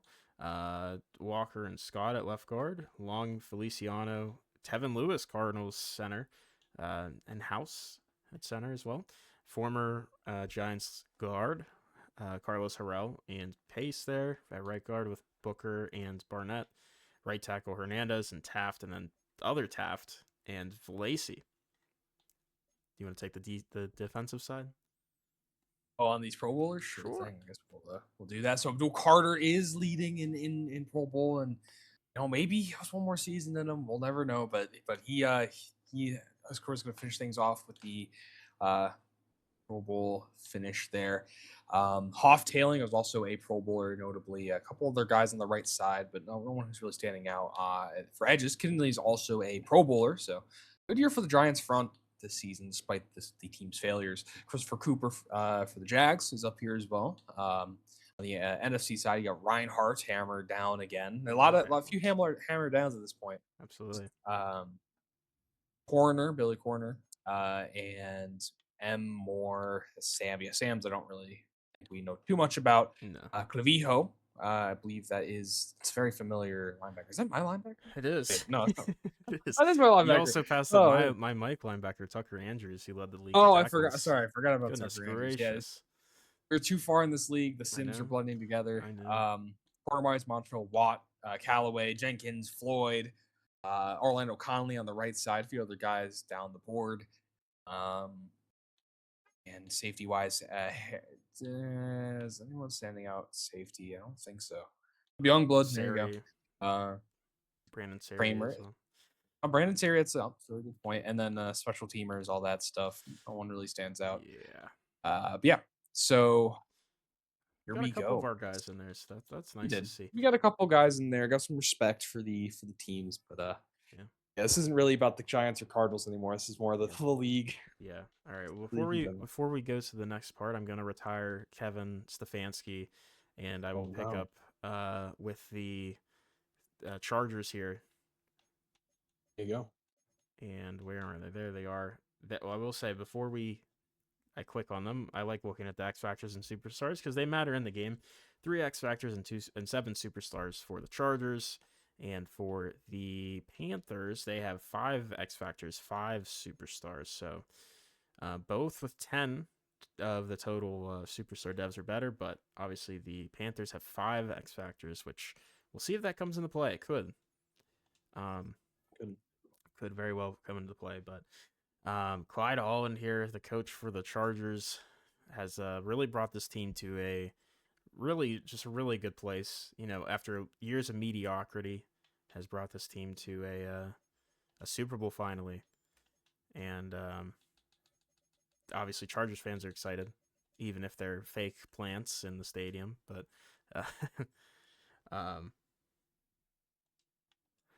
but that's okay. That is okay. We'll sim here to the Super Bowl. Oh, for the unis, we definitely should run Chargers with the Navies. Ooh. That'd be tough. That's fair. That is fair. Let's look at the yearly awards first. Shocker. Will Samuels MVP. Shocker. Ty Rankin up there. I mean, he's one of those guys that I think if we went longer would be a more, one of those guys up there, but obviously we will not be. Brandon Bishop's up there. We do see none of our guys, which I think is the first time Hunter hasn't been up here in a while. Yeah, If coach ever, of the yeah, year. Mike McDonald has been the Seahawks coach for a long time. He's stuck around, and he's kept the team relatively consistently competitive. Yeah, kind of a Randy Peakish S- career. Speaking of, the first time Randy Peak has not been in the top 10 of coaches of the Yeah. years. Yep. Yeah, time has come. Looking just quickly at who won the AFC sides of things. Bo Moorhead, yes please. At Offensive Player of the Year, Cordell Humphreys. At Defensive Player of the Year, Offensive Rookie of the Year, Cam McDougal. Defensive Rookie of the Year, Cam Clifford. Best QB, Ty Rankin. So shout out to him. Best running back, Devin Conrad. Best receiver, Bo Moorhead. Thank you.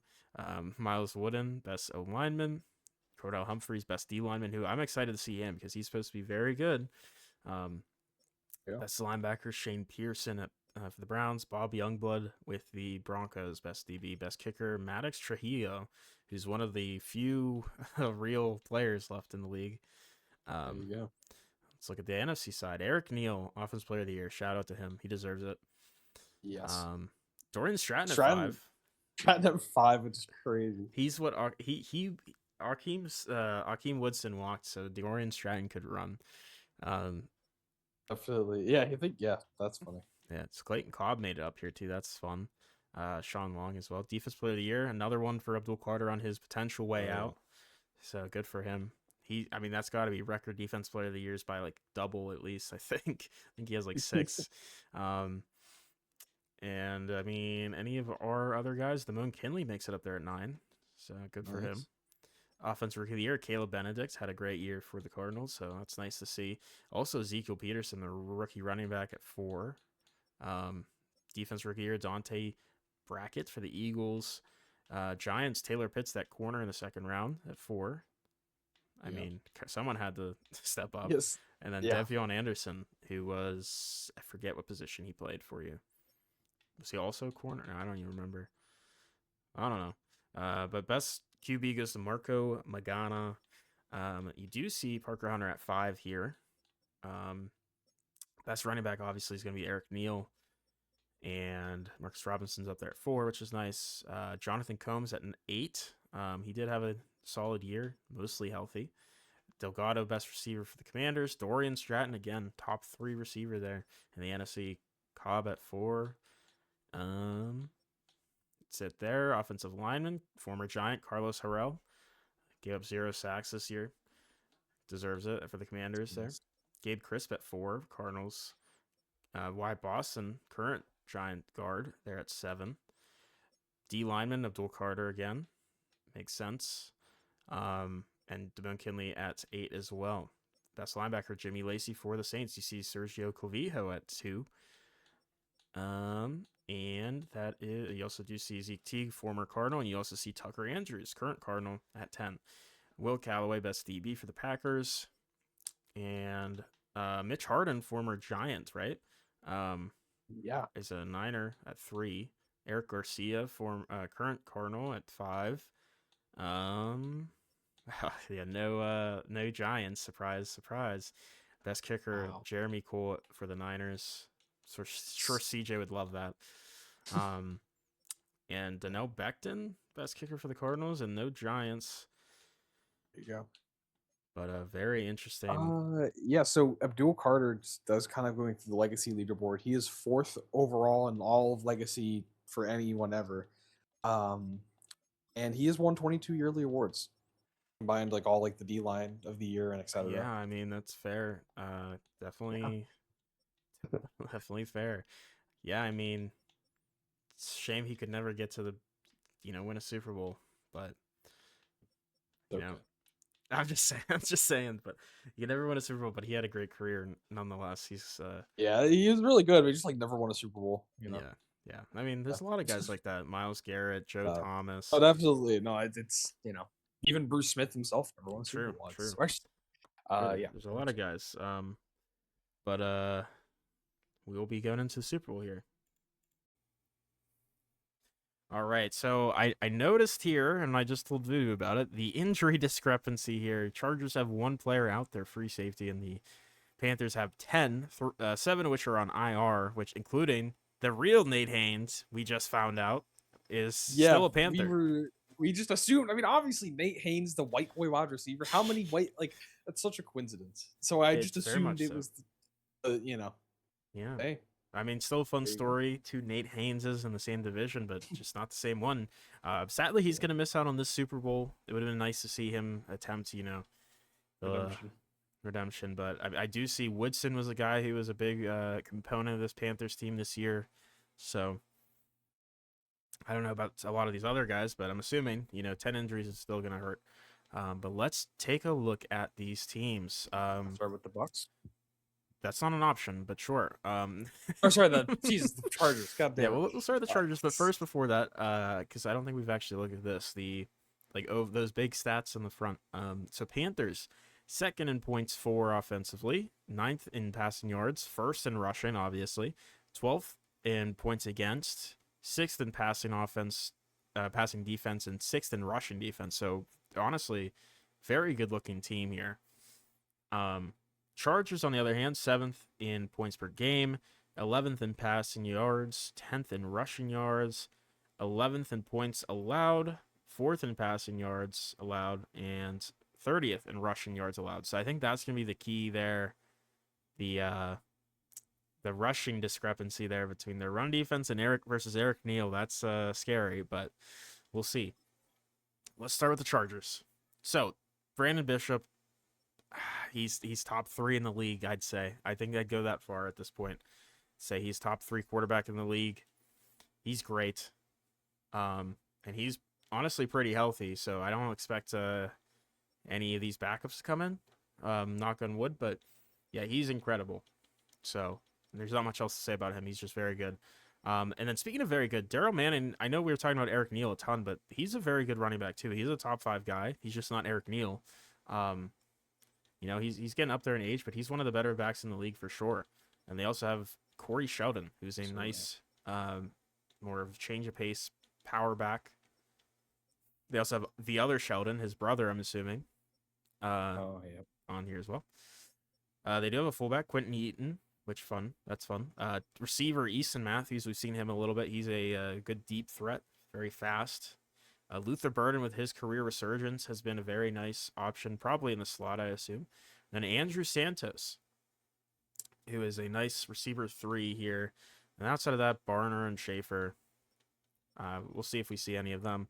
At tight end, Jeff Pemberton, another guy I feel like has been getting involved as well.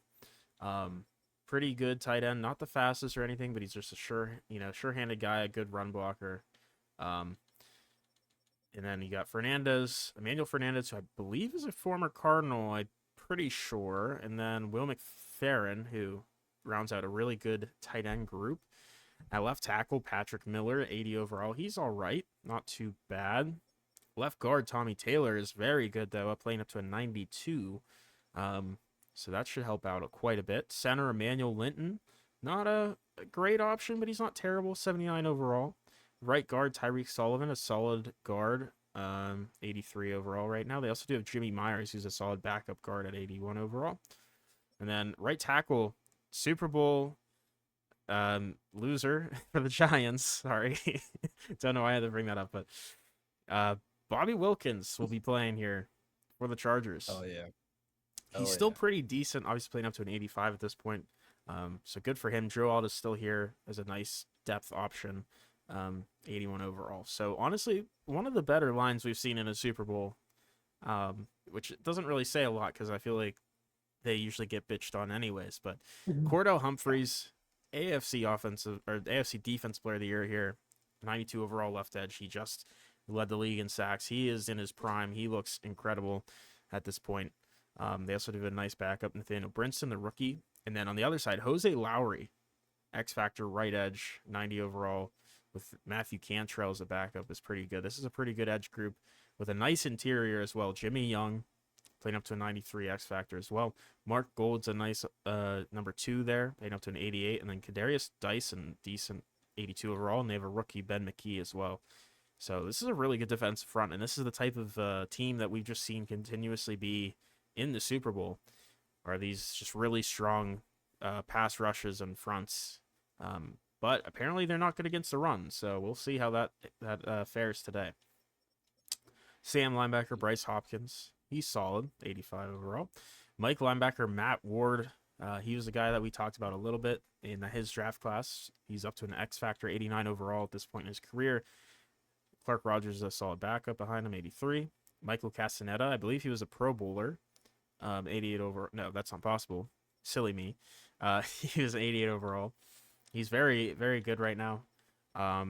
At corner, Tim Newhouse, a guy that I feel like we've seen a lot on the stat sheets here. He's really good. 97 overall. Big corner, 6'3", X Factor. Kind of Jalen Ramsey-esque, honestly, with how he plays. Very physical. Dude, 88 tackle for a corner is crazy. Whoa. That is high. Anyways, he's very good. Marquis Craver, it sounds familiar, but he's a solid number 2 option. A little slower, though, so we'll see where he plays. Maybe a slot. And then Tremaine Glenn is a decent number 3. They also have really good depth. Devin Barber, former first-round pick. He's really slow at this point, but he's still got the mechanics down. And they also have Rashawn Bullitt and Emmett Franklin. A really, this is like they're hogging all the corners from you, Voodoo. Yeah. The Giants. But a really good secondary start there. But free safety is a big one. This is their only injury. They're missing their starter, so we'll see second-year player out of Alabama, DeMar Priester, 75 overall. Clearly the weakest point of this team, and he's going to have to step up big time. But luckily, on the other side, he does have Zay Nash. He's a good veteran, 89 overall on the other side. So I think this, and they have Cam Little, who's, I feel like he's been in many of these Super Bowls at this point, and then Carl Duckworth at punter. And just to check in the slot, it is Luther Burden, which I expected. But very interesting team. I think this is a really well-rounded team, but that free safety spot is definitely the hole. And apparently the run defense as a whole, they don't look that bad on paper. So I'm not really sure what happened in the season. So very good team, though. Very good team. Yeah, that Chargers team is going to be a problem for the Carolina Panthers. Of course, Alex Gleason coming back to the Super Bowl. Was he in the first? Was Bryce Young still the quarterback? It was Bryce for the Panthers? first one. Yeah, Bryce was the first quarterback. But last year, he was last year, and he's back again. So this is their second consecutive Super Bowl appearance with the 7th seed run here, and Alex Gleason at the helm once again. And if anything were to happen to him, Derek Cruz will take over for him. But they also did draft the rookie in the first round, Devontae Steele. I don't know if we'd get to him, but I doubt it. But it'd be cool. Yeah. Well, I think they're banking on Gleason. For all his flaws, he's back to the Super Bowl. I don't know how harsh you could be on a quarterback that goes to 2 consecutive Super Bowls. Sure. You have your 1 Super Bowl Andes, like your Trent Dilfers and all that, but like your 2 Super Bowls at that point, maybe he's actually quite decent. Yeah. At running back, this man's a little more than decent. Eric Neal. He's actually indecent, I would say. This man does very bad things to defenses. And he's the only running back on the roster healthy.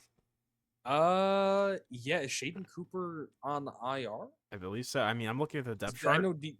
I'm looking at the just rosters as a whole. I know Walden's injured. Yeah, I think he's on IR. Shaden Cooper's probably on IR. He's the only one in the depth chart. So running back 2 is likely going to be fullback Alex Patterson. If they, nope, so he's hurt too. Oh, that's actually great. Okay, so it's literally just Eric Neal. I mean, that's what it's been all season anyways. So it's not like such a difference, but it's gonna be interesting to see if he ever gets tired, what they're gonna do. God forbid. They'll have to get a D tackle in there. God. They're gonna get Devion Allen. He's a backup fullback currently. For receivers, actually, I should probably look at what you're looking at because clearly they do have a ton of injuries. The Chargers one wasn't as bad because it's like they only had 1 injury, but yeah, the Panthers are missing so many players. So Panthers are indeed missing quite a few high-end talents that would make a difference in the Super Bowl, but you gotta do what you gotta do. Yeah. So okay, I believe I see what you're seeing now. So Clayton Cobb is wide receiver 1 for this Panther squad. Aside from him, Manny Cabrera. That's one thing I think is definitely better now is their weapons. They definitely have weapons now. They got Cabrera, they got Cobb.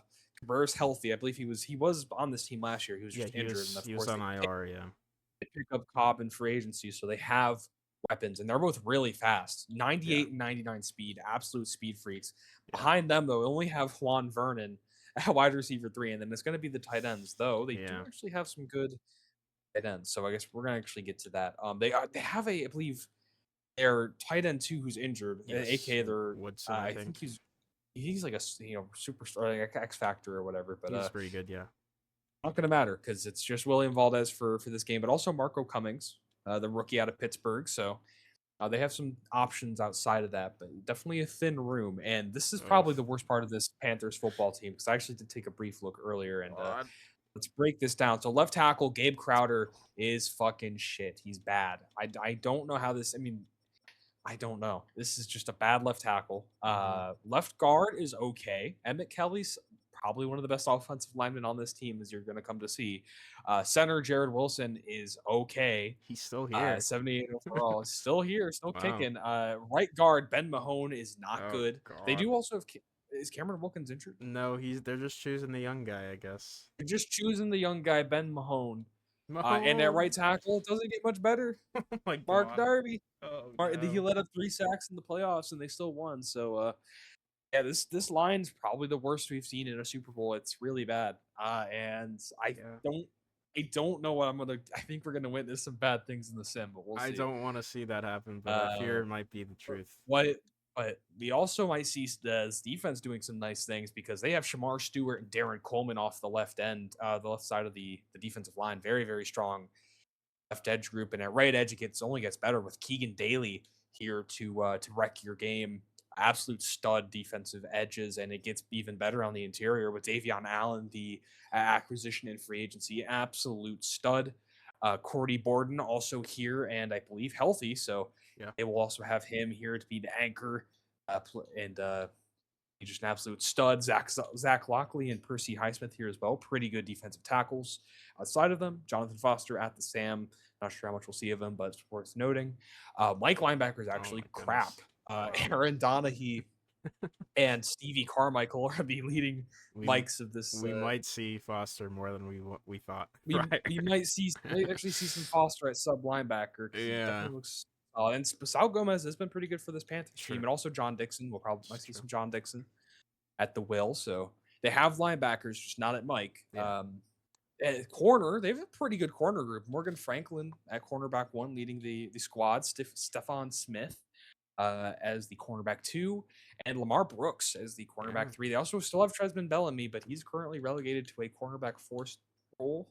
We might see him in some dime packages, but yeah, and that's so a free safety, Matt Golston, not that good, but he's playing football. But as strong safety, they actually have a stud, Alan Foreman, of course. He's a stud, and Bobby Summers as well. Kicker is Eric Francisco, and actually, it's worth noting his kick power. He's a little higher kick power than their last guy. Because that was a big problem. We talked about that last time with their kicker. They were afraid to kick with him. Maybe they'll actually rookie want to kick punter with him. actually doesn't have good kick power, so that's going to be which unfortunate. Last year was good. Like their punter was great. Yeah, they great had last year. A better guy. So. We'll this is probably one of the most untalented Super Bowl teams we've seen. I think there's talent, obviously, but yeah, I mean it's tough. I mean the injuries are really killing this team, man. I mean, for sure. Just quickly looking just at all those, I guess let's look at the injury report. I guess just to see their overalls and stuff. I mean, they've been hit with the injury bug worse than most teams. I mean, 89 overall backup X Factor tight end.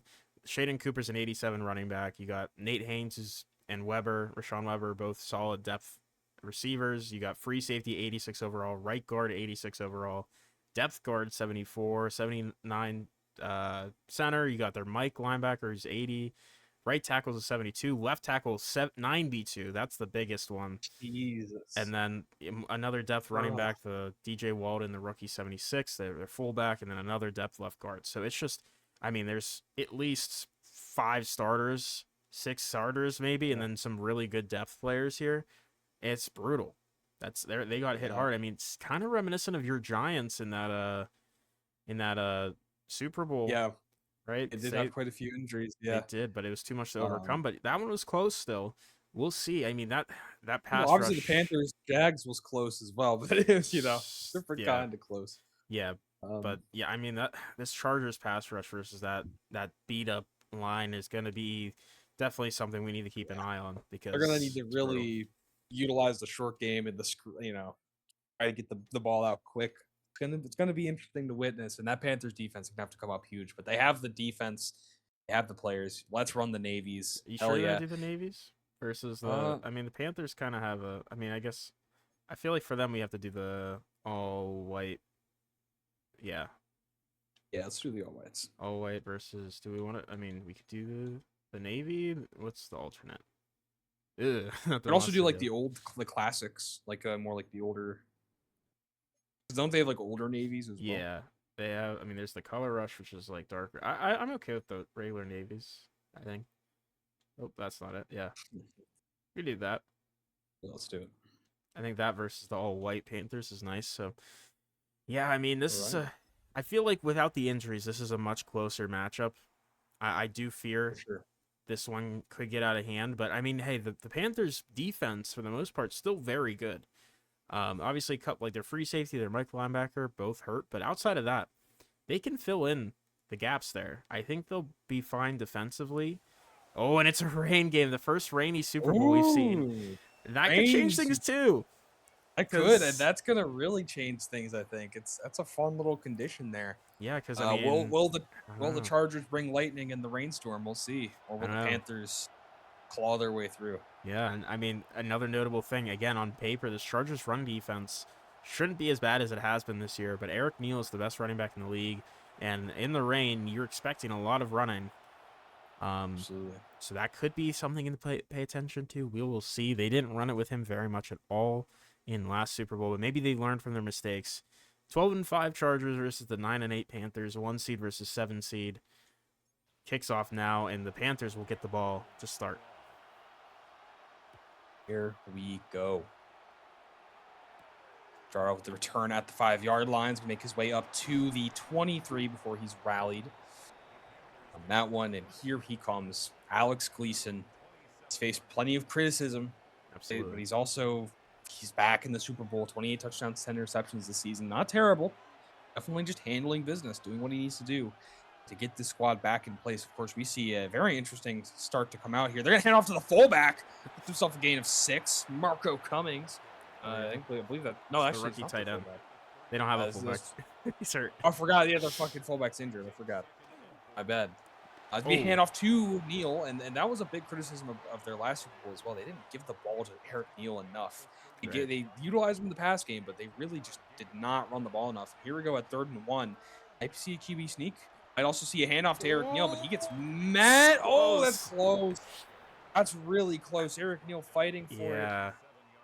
Yeah, I mean, It's a they're tough probably spot. they're gonna probably punt it here, but I at least I like the fact that they, even with their they're down so many linemen, down fullbacks and tight ends and backup running backs, they still went heavy formation and still tried to pound a rock on those plays. So I respect that at Definitely, least. and I think it could have definitely worked out for him. I know it didn't, but Yeah, oh well. He punts it. It's a rain game. Let's see what Brandon Bishop can do. yeah, and I mean he's been incredible this season. Obviously had an incredible playoff game last week and the week before, as well as pretty solid. But I expect this team to also run the football. They have Daryl Manning. He's very good. And here's a handoff up the middle. It's a broken tackle. He's trying to droop, but he's slipping because, this rain is going to cause some issues running football, but it's a 6-yard gain.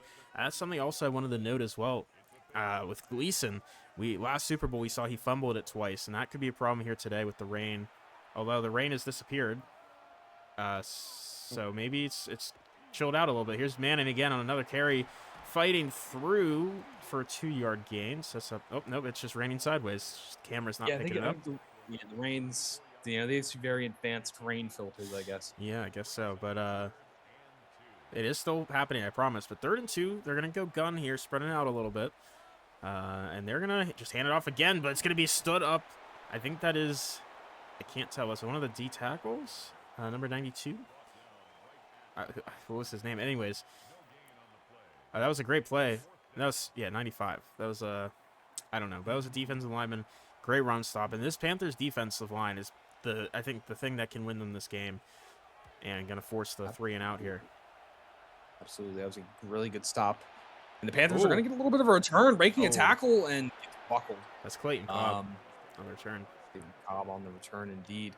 95. I cannot find 95 to save my life. This guy just does not exist. I I don't think there's a 95 on this Panthers roster. I don't know.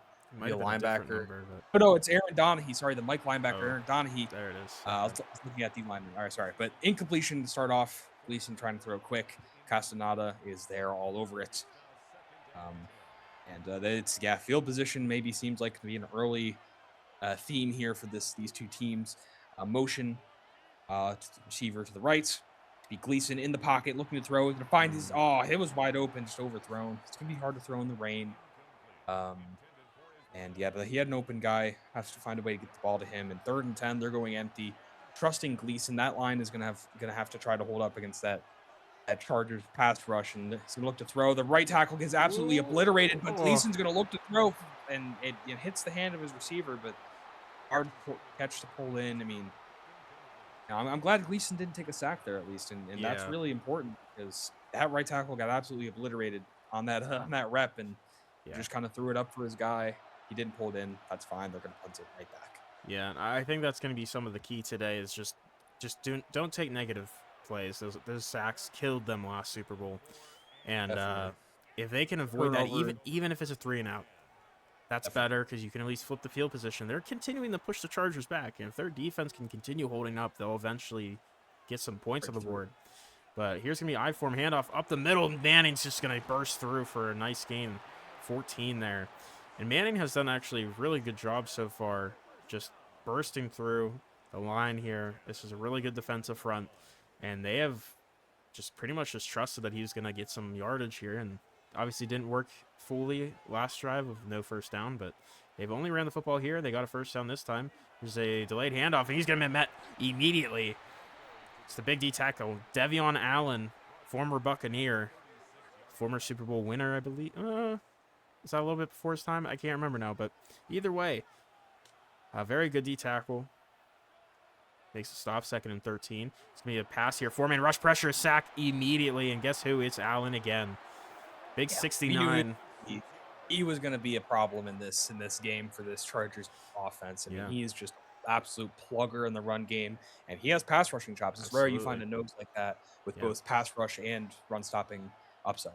Yeah, but it brings up a 3rd and 19 from the 30. Bishop pointing something out to his receiver there, and it's going to be a 3-man rush. He's got some time. He's going to just launch it deep. He has a step on him, but he can't bring it in. It's great coverage there from Stephen Smith there.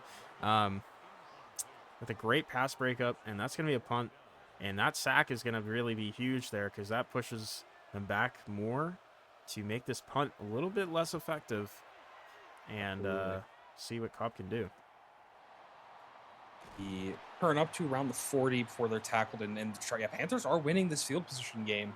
They just need, a couple first downs. They'd be already in field goal range, but see what Gleason in this offense can do. He's going to hand it off to the big man, 83. That's going to be Marco Cummings again with the handoff. They are trying to get this run game established in creative ways. Gleason in the pocket, looking at throws. He's going to find his man. That's a quick shot. He completes it. That's to Juan Vernon. Nice. He was also a part of the Super Bowl last year, and he got a few targets. Yeah, he's the only wide receiver that was on this roster that's not hurt from last Super Bowl. Yeah, not hurt or cycled out, and so it's going to be interesting to see what Juan Vernon can bring with this connection to Gleason. The handoff to Eric Neal up the middle and plenty of yardage. This is why you give the football to this guy. I mean, he's just bounces off tackles. He's faster than most linemen, and he can power through them. He can power through linebackers. Like, he is just such an all-around absolute talent, and they're going to hand it right back off to him. But this time, the defensive line is all over it. So I believe that was 53 or 35. I couldn't tell. Linebacker. Yeah, that's Matt Long, the veteran. Matt Long with a big play in 3rd and 2. Going to hand it right back off. I like this for Eric Neal, and he has a lane, and look at the speed. Gets off to the edge, and also the ball carrier vision. He doesn't go full trigger. He kind of slowed down a little bit, read the lane, and took it. I really like how Eric Neal's playing. Yeah. And just give him the football. It's working.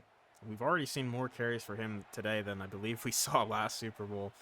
Yeah. So I think maybe the coordinators finally got their stuff together and put together a good game plan. Here's Eric Neal with another handoff and 7 yards. I mean, he keeps running like that. This is going to be a long day for this Chargers defense. Yeah, and that one of the worst run defenses in the league statistic is showing up right now. Absolutely. It's going to be the end of the first quarter. be quite an interesting little game here, I think. It's been some Yeah. defense, of course, on both sides, playing pretty good defense, but right now it seems like the Chargers are the first to bend. Yeah, and that's it's kind of surprising to some degree because we felt like the Chargers were just a better team right now with the health and And all the around line better. is super banged up, but I mean they're calling good plays, getting Eric Neal the football. You're gonna give it to him Oh again. my And he's goodness. breaking tackles. He He gets a just yard. refuses.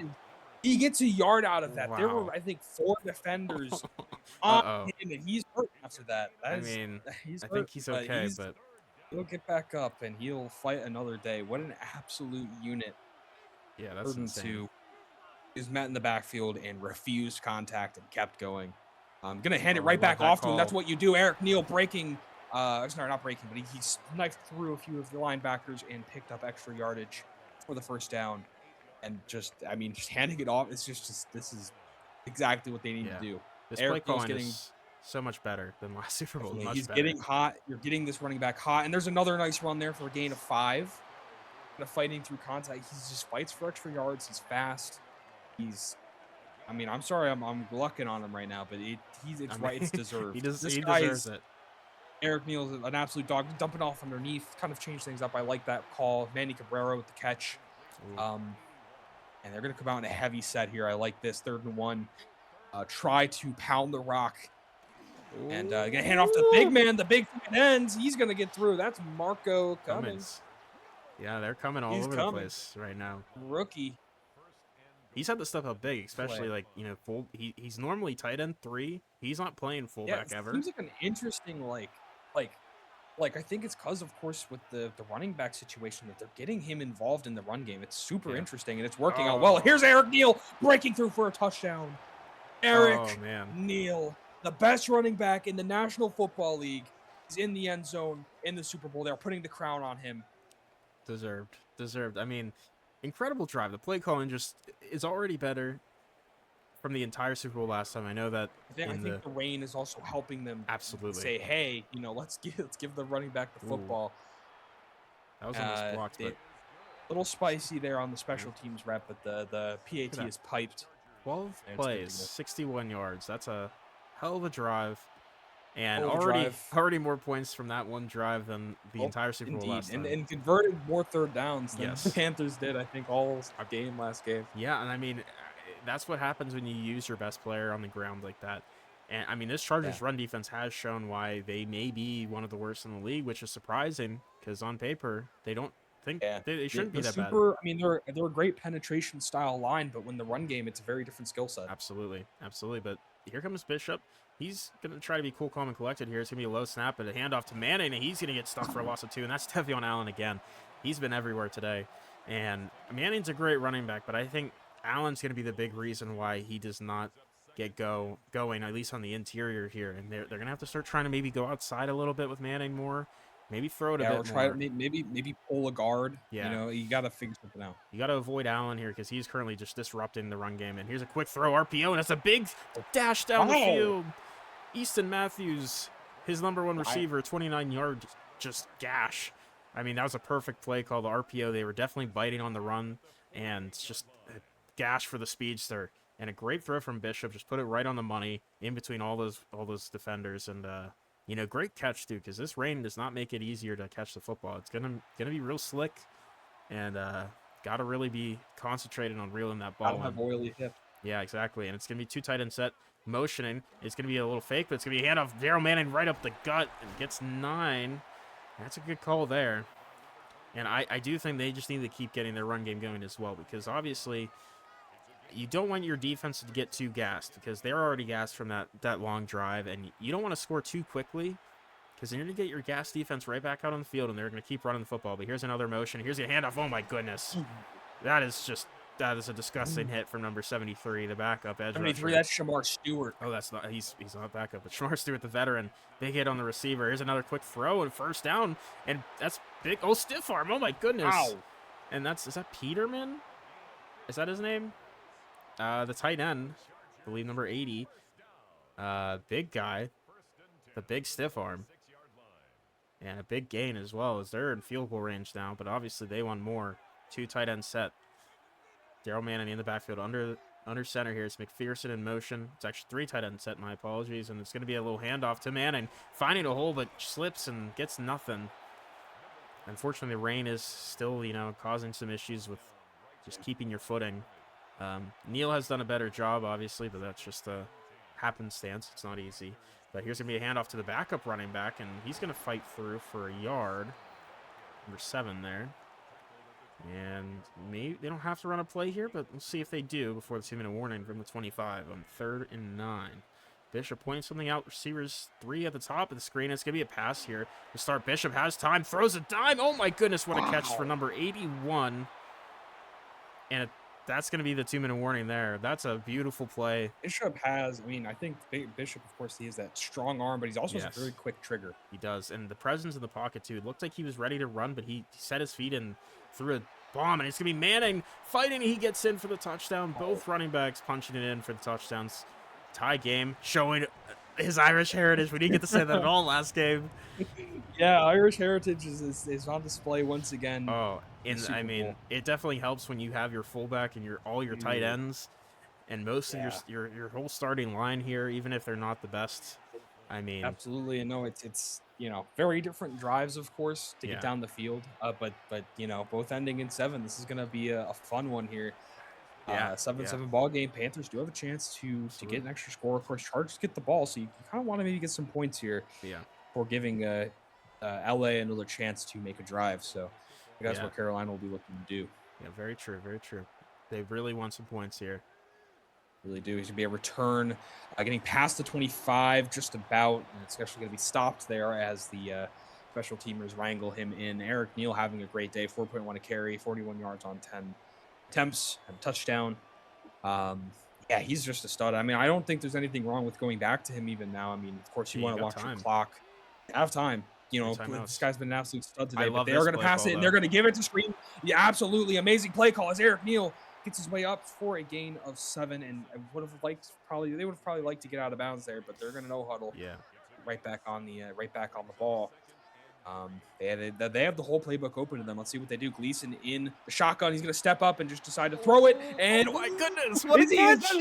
They're going to review it, but if he's in, that's an incredible catch. That would have. Let's see. Wow, let's see. It was in college, that's absolutely a catch. It's that second foot. Did he get Cummins, the rookie tight end? He's going to be his heels out. No, it's close, but his heel was out before his second foot came down. Unfortunate. It's a little high of a ball from Gleason, but it's a great attempt. It was. It wasn't a great pass. Good read, but yeah, just it's a tough throw to make there in the rain. 3rd and 3. Gleason and company looking to throw in the pocket. Pressure collapsing the pocket. He's going to find his man, dump it off quick, and pick up the first down and then some up to the 46. There's Manny Cabrera with a big catch, and they're keeping this drive alive. He was missing last game, and that it shows right there his ability to catch those quick ones underneath. Especially here's Gleason, handoff to Devin Neal, and he has plenty of yardage, outrunning the defender. It's not Devin Neal, but it's Eric Neal. Devin Neal. Saints legend. Saints legend Devin Neal. Oh, Lord, here's Gleason, and empty. He's going to QB rush. Okay, be careful. Yeah. Takes a big hit. And they are very much in field goal range, but they're definitely on track to get more. 2 timeouts, 50 seconds left. They have plenty of time to get in the end zone here. Gleason in the pocket, looking to throw. Pressure coming, just going to dump it off to Neal. That's the right decision in a 4. Yeah, that huge run was really, we've seen that a lot. His explosivity, just breaking big runs. Absolutely. Explosivity is the right word for it. He's going to be shotgun look for Gleason's going to dump it off to his man. That's wide open. And he gets up to right about the 2-yard line. I believe was that Clayton Cobb? Yeah, it was Clayton Cobb. Clayton Cobb, there you go. 1st and goal at the 2. Motion. Going to hand it off to, I believe that's the that was Cobb. Yeah, Cobb in motion, tried to hit him with the sweep, but gets wrapped up. 2nd and goal. They have time and they have space to work. We'll see what they can do. A little bit of a jump there, but they don't call it for a neutral zone infraction. Interesting. Here's going to be a quick shot. Gleason. Really close. It looks like they got kind of caught up on each other, and it confused. It did. Confused them a little 3rd bit. and goal at the 1. Still have an opportunity to score here. He'd be looking to throw. Gleason. Okay. What do you do here? Of course, you could take the 3. I take the 3.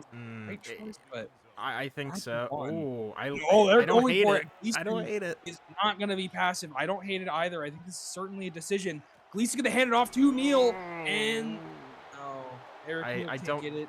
I don't hate the call at all, but Chargers it's do have to run a couple plays to get out of the end zone, and yeah. this they can't just kneel this one out. But That's true. I mean that was a great gosh, drive nonetheless. I mean, it was. it's tough. You know, the Chargers really played really well in that red zone defense there. Um, Yeah, but bend but don't break. absolutely, but they do have to make sure they get some yardage here because they cannot take a knee here. They can't lose yardage here. Definitely. And it's going to be a handoff to the fullback. They get the yardage they need and some more big hit, but they're probably just going to take this one to halftime, 7-7 game. They don't want to risk a turnover here. That's a smart play. But, I mean, the Panthers have impressed me. I know here's a run for Manning, though. See, oh my goodness, broken tackle. It's a tackle. But not much from that, but otherwise. But, yeah, the Panthers have impressed me. Their play calling has been so much better, like night and day from last year.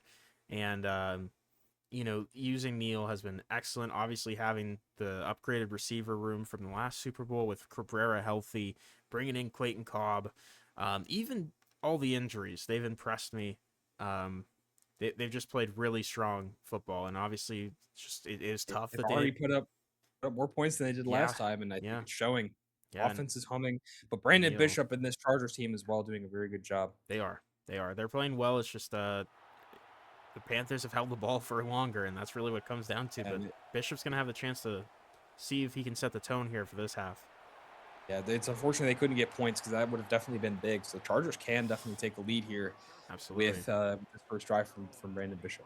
Yeah, but we will have to see. I mean, this Panthers defense has actually done a great job for when they have been on the field for the most part. Obviously, they had that one drive the Chargers did, but we'll see what they can do here. Bishop going to come out passing to start. He's getting pressured, but he's going to get out to his receiver, Luther Burden, for 4. Yeah, he's very poised. He's very just clean in the pocket. He's very good arm talent. You can tell, and he's understanding the game right now. Absolutely. And it's going to be another pass here. A little bit of a blitz. He gets it out to Luther Burden again, and I don't know how he made that catch or throw, but he did, and he makes the first down. And it's going to be from the 34 now. 3 receivers on the top of the screen and gun here. This one's going to be a handoff. Manning trying to fight through tackles, but again, I mean, the big body of Devion Allen just got in the way and helped the rest of the defense come in on that tackle. So 2nd and 10. Got a tight end in line. Bishop taking the pass out to the tight end. That's Pemberton. Gets 3. Makes this a 3rd and 7. And they're going empty here. He's pointing out the blitzer here. And it's going to be a 4-man rush. Just a little bit exotic. It's going to be a great catch. And the defender overjumped it. And it's Smith.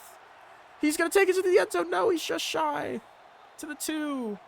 He almost got jumped. What a risky throw. But that arm talent. Santos, not Smith. That's Juan Santos. I couldn't tell his name on the back of the jersey, but yeah, that's a risky throw, like you said, and the defender almost jumped it, but the big body of Santos just kind of boxed Franklin out there, and that was similar to that Haynes play, except it worked this time because he didn't step out of bounds. But now from the 2, handoff Manning, trying to fight through contact, tackle down at the 1. That's a great tackle from Daly, I believe. Or no, that was the linebacker again. It was number 95 again. Number 95, I believe that's the Mike linebacker. Yeah. I forgot his name already. Aaron Donahue. Yes, Donahue. And it's going to be a 2nd and goal. 2 running backs in the backfield. Handoff to the backup, and he's going to score to take the lead. And that's a hell of a drive there, and showing his Irish heritage as well. Corey Sheldon, one half of the Sheldon brothers on this running back group. And I like that play call a lot too. You know, they all expect it to be an inside zone to Daryl Manning, that they hand it off to Sheldon. And, you know, these Irish boys, they know what they're doing with running the football. And obviously Panthers really wishing that they would have scored before half. But, you know, their offense has been humming regardless. So I don't necessarily think they're worried. Very true. I think they just want to keep going. They want to just keep showing that this offense is going to keep going down the field without any issues. Absolutely. And I mean, of course, this Panthers team could have faced Tommy Slay again, but it would have actually been a fun storyline. But the Panthers, you know, they offense has definitely moved better. Here's a return. Sorry, I mean, it's up to the 37. Nice return. But yeah, definitely I mean, Eric Neal also, by the way, having an awesome game so far. They're going to keep looking to have him involved. But despite this offense, I feel like moving a lot better than it has. Of course, not getting the points at the end of the second. And they have also not really converted many of these drives into points. They had the nice touchdown drive to start, but it's been very slow possession. So they're going to have to try to find something here. And that's going to be a knockout quick. Yeah, you got to be proud of the Panthers offense, but you also got, hey, you got to go get another score because this is not going to be like the Jags where one touchdown is going to win you the game. Might need multiple. Yeah, and it doesn't help that the Chargers obviously are going to be honing in more on Eric Neal here in the second half. Definitely. They're not going to let him continue setting the tones. They're going to say, hey, Gleason, you got to go make some plays. Let's see if Gleason can do it. 3rd and 11 in the shotgun. Going to motion a man out. It's going to be 82. Going to throw in the pocket. Gleason's going to dump it off underneath, and it's going to probably be 3 and out here pretty quick. Yeah, that's tough. But, you know, he didn't want to take a sack. And you can tell he's definitely changed his game a little bit because he's been getting the ball out quicker. He's been feeling the pressure more in the pocket, and he's been getting it out when he needs to, even if it's without a doubt. And yeah, you know, setting field position, of course, your defense is playing well. They just need to find a stop against Brandon Bishop. Unfortunately, you have to punt it off there, but ultimately, still have a lot of opportunity.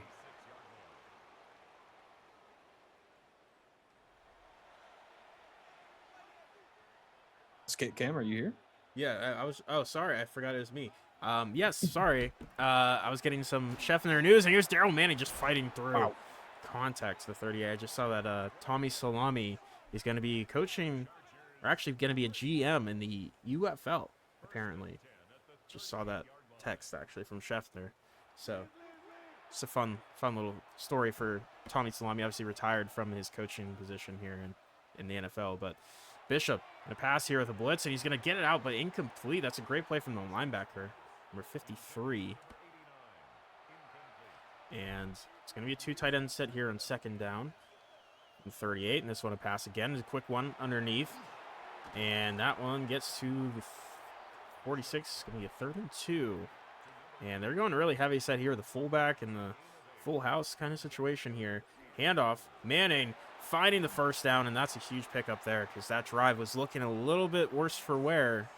Panthers defense was playing really hard there, but they just weren't able to get the stop. Keeping the drive alive. Nearing field goal range, and that could really make a lot of difference here as we are counting down the seconds here to the 4th quarter. But here's Daryl Manning with a stretch out, toss outside, and it's going to be a big play. Fighting out of bounds to the 34, and they're in field goal range for sure now. Yeah, Manning started to heat up for sure. Yeah, they got to find a way to stop him if they want a chance to rally. Yeah, and it's going to be a read option, and oh my God, that was eaten up. It's Shamar Turner, who's only really been on the field a couple times. Shamar Stewart. Sorry, the same draft class, I think, but Shamar Stewart, yes. He's only been on the field a little bit, but when he has been, he's been on those big run defense plays. And it's be 2nd and 14, 3-man rush. Bishop has a ton of time. This O-line is holding up well. And Bishop throwing it deep. It's going to be complete to the tight end, Pemberton. Nope. They only Santos, rushed 3. Receiver. They only rushed 3. What an absolute, they just got clogged up. There was no pressure there. I mean, they trust. You can't even be mad at the coverage there. That's just absolutely terrible. Yeah. And scramble drill. Yeah, it looks like he was going to run up the gut there too, but he decided to throw it. But yeah, I mean, obviously 3-man rush. Like normally you think the O-line should do it, but this pass rush for the guys that they sent, that's still going to be a guy getting home. It's going to be a run. Bishop pitching it out to Manning behind him, losing 2. A risky, interesting play call, but you know it didn't work out. But it wasn't a disaster, so you'll take that at least because that could have been dangerous. Oh, Smith a little hurt after celebrating there. That's not good to see. It's 2nd and 12. They don't have to run a play before the end of the 3rd here, but let's see if they do. They did before the 2-minute warning. It was a big play. And they do here. It's going to be a 4-man rush. He's going to throw it up. 101, incomplete. What a pass breakup from number 34. That was huge because that was an open corner out. It was just a little underthrown there as we head to the 4th quarter in Chargers. Lamar Brooks with the big pass breakup there and helping, hopefully make a goal line stand here in the red zone. Well, not goal line stand, but a red zone stop. Yeah. Not far from the goal line. You want to make sure to get them off the field with 3, and that'll definitely help keep the Panthers in this game because the Chargers just came out in the second half controlling it. Absolutely, and it does look like there's some pressure coming in, and Bishop is pointing that out. See if he can handle it here. And it's the blitz coming in. It's free man, but open man. It's Manning out of the backfield for a touchdown, and that's brutal. That's going to put up 14. His Irish heritage again. Oh, he's hitting it really good this time. But yeah, that's brutal. I mean, they brought the blitz. They felt like they needed to get more pressure on him because he's been so poised in the pocket, and he's been clean. But that, one extra defender out from coverage. Like, he just doesn't.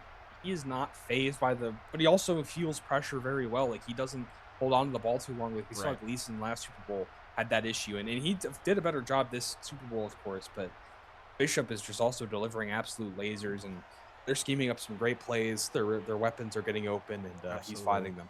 Absolutely, and this is really go time here. I mean, we saw Gleason last week, or I guess 2 weeks ago from this game in the NFC Championship, come back down 2 scores, but this is an underdog team against the 1 seed Chargers. Can they do it? This is not a team that is new to adversity. A little return there, slipping a little bit, still raining. This team is not new to adversity, and Gleason it is indeed go time. They're putting all of their faith in Gleason. Their second consecutive Super Bowl to pull something off here. They're going to need to make a drive to start out, of course, and they cannot afford to go 3 now. Gleason's going to find his man quick underneath for a quick gain of 9. I like that easy call. Completion there. Clayton Cobb underneath.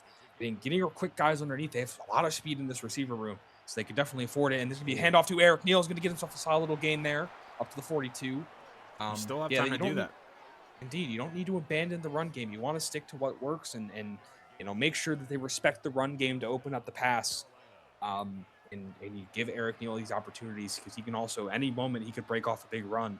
1st and 10 here is going to hand it off to Neal, but unfortunately, no big runs to be found as a loss of 5 as Lowry tugging his nuts in front of Eric Neal's face. And I mean, he's got to feel a little bit disrespected by that. Definitely. Maybe hopefully make them play with a little more fire here as Gleason's going to look to throw, and that's picked off. Oh, Gleason, no. And he's going to run it back. That's the corner Newhouse, who's a big playmaker. That's just, he tried to force that in. That's brutal.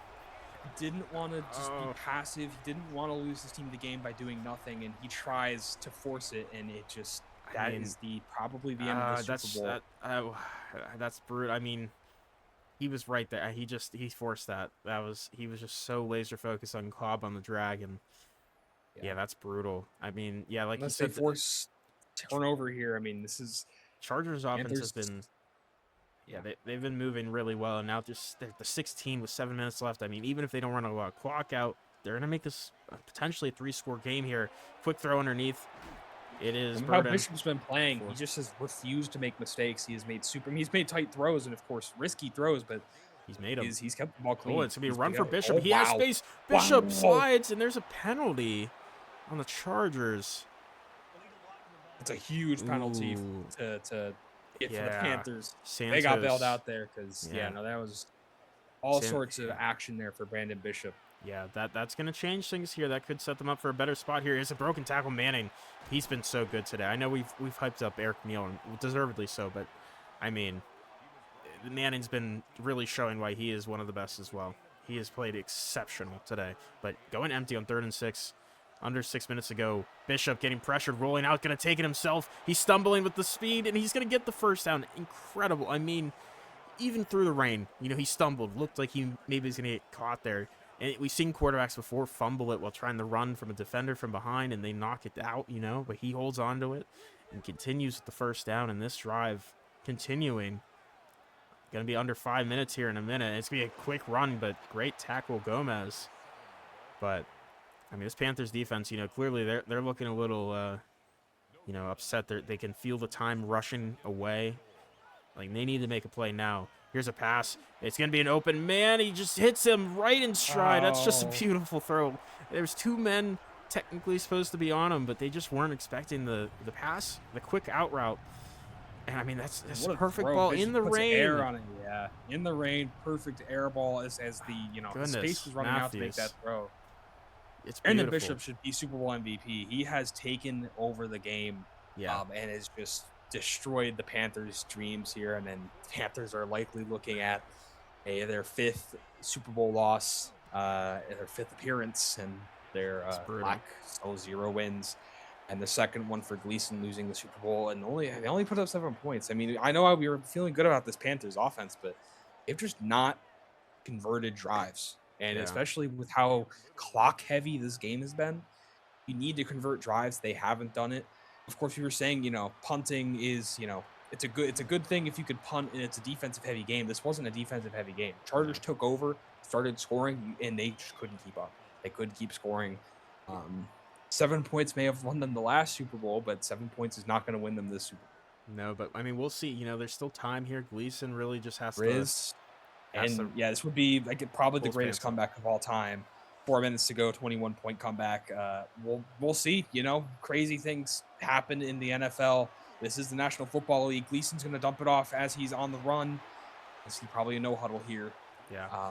I mean, yeah, it's really brutal. I mean, obviously, Gleason just has had multiple of these games where he's just had to bear the responsibility of the mistakes. The turnover there. It's brutal. Yeah, it is really, really brutal for Gleason. And he's had a much better day. He hasn't taken sacks.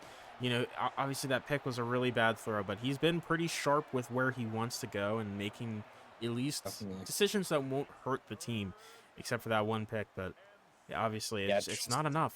It's not enough. It's not enough. Brandon Bishop has just played an awesome game of football, and Daryl Manning has rose to the occasion. So it's just you have to do more as Gleason. He's gonna just throw this one downfield. He's open, but just not far enough. He underthrew it, and Valdez had to stop there, and that was unfortunate. So that could have been a touchdown if he threw it with leading him down the field. I mean, 4th and 6 here. Things are already looking bleak. Gleason's going to keep fighting. This is the Super Bowl. He's a resilient, tough guy, and he's just going to dump it all. Short. Almost gets the down, but no, short. That's unfortunate, man. I mean, I don't hate getting it to your best guy there. He was close to fighting for that first. It's just it's tough. I mean, 82 was kind of open too, but I don't know. It's tough because it doesn't feel like this game felt much closer than it looks. The Panthers haven't had that many drives, and their offense was really, getting going in the first half, and they've had, some stretches of potential drives that just kind of stalled out. It's just the Chargers never stopped. They never stopped. Here's a handoff to the backup. Very true. I mean, it went. It was like after the first half, the Chargers came out and scored. Yeah, and then 7-7. Chargers came out, scored. Quick 3-0 for the Panthers. Scored again. You're suddenly down 2 scores, and the clock was chewed very thoroughly. What a catch! Wow. And Bishop's just not going to keep. He's going to keep slinging it. Yeah, I mean, it's working. It's working. If they want to keep sending the run, Bishop's going to say, "Okay, well, I'm one of the best quarterbacks in the National Football League, and I'm going to do some bad things to you in the pouring rain." Yeah, and it's brutal that Panthers just it seems like every time they make it, something's really just going against them, whether it's injuries or quarterback play or O-line play or even the rain. Yeah. And it sucks because they're going against probably one of the best Super Bowl teams, just all around teams in this last 10, 13 years that we've seen. I mean, and it's just tough because this is not a team that's built to go against this team with all those injuries. Maybe if they were healthy, they'd have a chance. They'd have a shot. For sure. And I mean, it was a 1 seed versus a 7 seed for a reason. We thought it would be a lot closer at the start. It was close. Yeah. It's just you give a guy like Brandon Bishop enough opportunities, he's gonna break through. Carolina was just too slow. Yeah, and I mean, these receivers are just making every catch that they need to. The O-line has played extremely well. They've held up against one of the best D-lines in the league. And it's not a great line for the season, but they've played well. And that's a trickery play, but it's going to be, it doesn't really matter at this point. Obviously, it's 4th and 5, but they're just going to, probably take 3, I guess, and run the clock down. And Panthers will have a drive to maybe just put some points up for pride. But yeah, it is unfortunate. The Panthers just at the same time that you can't really always put it on other outside things happening with injuries, rain. Right. I think other Gleason teams. Really, I think in this game Gleason just needed to step up. I know it's difficult 'cause I think that Chargers defense is very good. Your O-line's banged up, but it kind of gives Chiefs Bucks that Super Bowl in real life. Yeah. With the Mahomes and that whole line issue, like he didn't play bad that game and all, but it's difficult because I think there's just a talent difference. There's and you just were too slow to Yeah. keep it going, and then Chargers just outpaced you. So difficult. Gleason's gonna take the snap, looking to throw, dump it underneath, get himself a nice little gain there. It's gonna be Vernon on the catch. They're Yeah. gonna call a timeout. Yeah, they're gonna The, they're gonna play this out. yeah. It's tough. Yeah, I think Gleason's it's gonna stick with him, man. I mean, you lose 2 Super Bowls in a row. Yeah, It's and I not mean, good. And his future is, I mean, obviously we're not going to see it, but his future obviously is up for, debate of what if that's a brutal drop too, but I mean, it's up for debate if he's going to be coming back. I don't know his contract situation, but they have the rookie that they drafted in the first round at Yeah, I 31. don't know, that might be spelling Oh disaster my for the goodness, and that's just game. you That's just the feel, epitome of this game. yeah, It feels like a downer ending for sure. Because I think it would have been Gleason. I think he's fighting. He's gonna keep fighting. It's just you're yeah. It just feels like he's in quicksand. He's like Sisyphus in the boulder. Jesus, And yeah, I mean, and yeah, he's like I said, I think he's shown improvement with his pocket presence has been so much better. He hasn't taken a sack today, right? I don't think he's been sacked. maybe Maybe one. I don't once, know. but He's not taking sacks like he did last game. And again, if this was last year, they would probably have won the Super Bowl with that one yeah, drive. I mean, but it's not last year. This is not the no, same team, and you need more than 7 points, and that's just going to be. But we have to give credit to this Chargers team. Brandon absolutely, Bishop's put it together. This might be a new AFC powerhouse if they can keep things together. Might be one of those teams we see up here consistently, along with the Browns and Raiders. Um, and yeah, just great win for the Chargers. Great team win, and they put it together with their guys. yeah. And it's very well said, and I think I said it earlier how this team was really just stuck in mediocrity. They're always like good enough. They were maybe missing the playoff by a game or two, or maybe they made it but they got knocked out immediately. They Yeah, changed they from were first Harbaugh. rounders. They Yeah, got their they new have coach. got a new coach, Clyde Holland, who's Yep, he's fourth in Coach of the Year voting, and he's shown why he is now going to be a premier coach in the league, winning his absolutely. boys a Super Bowl. And Brandon Bishop, I think he's finally put it together. And he had a few Absolutely. seasons. He looked good. He had some good statistical seasons, but he's finally put it together in the playoffs. And And they they put a team finally around got it him. done. They They put a put a team team around around him him for too. sure, and they had a tough road to get here. They and as the 1 seed, of course they had the advantage, but you still had to take on the Browns, which is a very proven team with Dante Jeffries, a veteran quarterback, and then playing Tommy Slay and the Colts in the championship was not going to be easy, and they overcame every obstacle, and of course take down Carolina Panthers Yeah, in the Super Bowl. yeah, What a game! and yeah, Brandon Bishop. He Oh probably man, should be Super Bowl MVP. I mean, he played as close to perfect as you can get. Honestly, only three yeah, incompletions, 220 yards, 2 touchdowns. Gleason, like I said, I mean, the stat sheet does not look good. There's a lot. I mean, a lot of that in the end. There's some overthrows, some yeah. underthrows. The pick was ugly, but he was safe with the football. But he did need to put the team on his back a little bit more, and he just couldn't do it. And I think that's just been the story of his career. He can be the guy that gets you to the Super Bowl, but when it comes down to it, I don't think he can put the team on his back um, Yeah, to get no, it done. he can just be the reason you don't lose, but he can't be the reason you win, and Yeah, that's a big part of being a quarterback. And we saw Brandon Bishop multiple third down situations where things were looking dire for his team, and he put the team on his back. He made the play, he made the read, and that is just a difference. That's a difference maker of a quarterback. absolutely. And I mean the run games too. I mean two of the best backs in the league. Eric Neal was Mhm. incredible up until they were down 2 scores and they really couldn't run it as much. He was still Yeah, great. 71 yards and 15 carries and a touchdown. He had that 32-yard gash that was really really nice before half. It was just that will also loom over them if they would have scored on that fourth oh and yeah, one. That could have changed the entire outlook of the game because if they're playing with absolutely. a lead, then they can run the football more. They can Yeah, and then also when the play with more Chargers, of course, confidence. score, when the Chargers Yeah, score, and it's a 14-14 game, not you're down a score. That's it. right. Even just taking a field goal, like you can always, it's very different. I think Very it's different. always a ripple effect, and I think that's going to sit with them now. Of course, last year it was Absolutely. the step out play, By Nate Haynes. um, Yeah. on Nate Haynes, and this stuff. Yeah.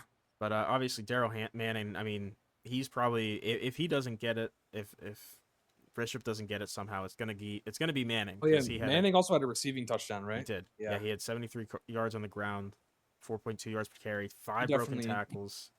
yeah, he definitely deserves a game ball. He Yeah, was heated up for sure, and he was a big reason why his team won today as well. He was, the Robin to the Batman that is Brandon absolutely. Bishop. Absolutely. And those two could be a really nice duo for a while. And when you look at it, it's like no receiver necessarily stood out as like the big guy, but it's because Bishop really spread the ball out well. I mean, Luther Burden had some nice catches. Sure. Easton Matthew had that pretty much game sealing touchdown. That was a beautiful ball. But he had a couple other great plays. Clayton Cobb was the lead receiver for the Panthers. It's just, wasn't enough. Eric Neal got And involved. Santos Pemberton. also making that big play Yes, there. yes, that 61 yarder that was brutal because that could have been a pick. Yeah, he's 6'9". No wonder, dude. Holy shit, a six Jesus nine Christ! receiver. But yeah, he Wow. if that could have been another thing too. If that corner would have Yeah. picked off that pass or even knocked Yeah. it down, that's a completely potentially different game. Um, Juan Vernon got involved.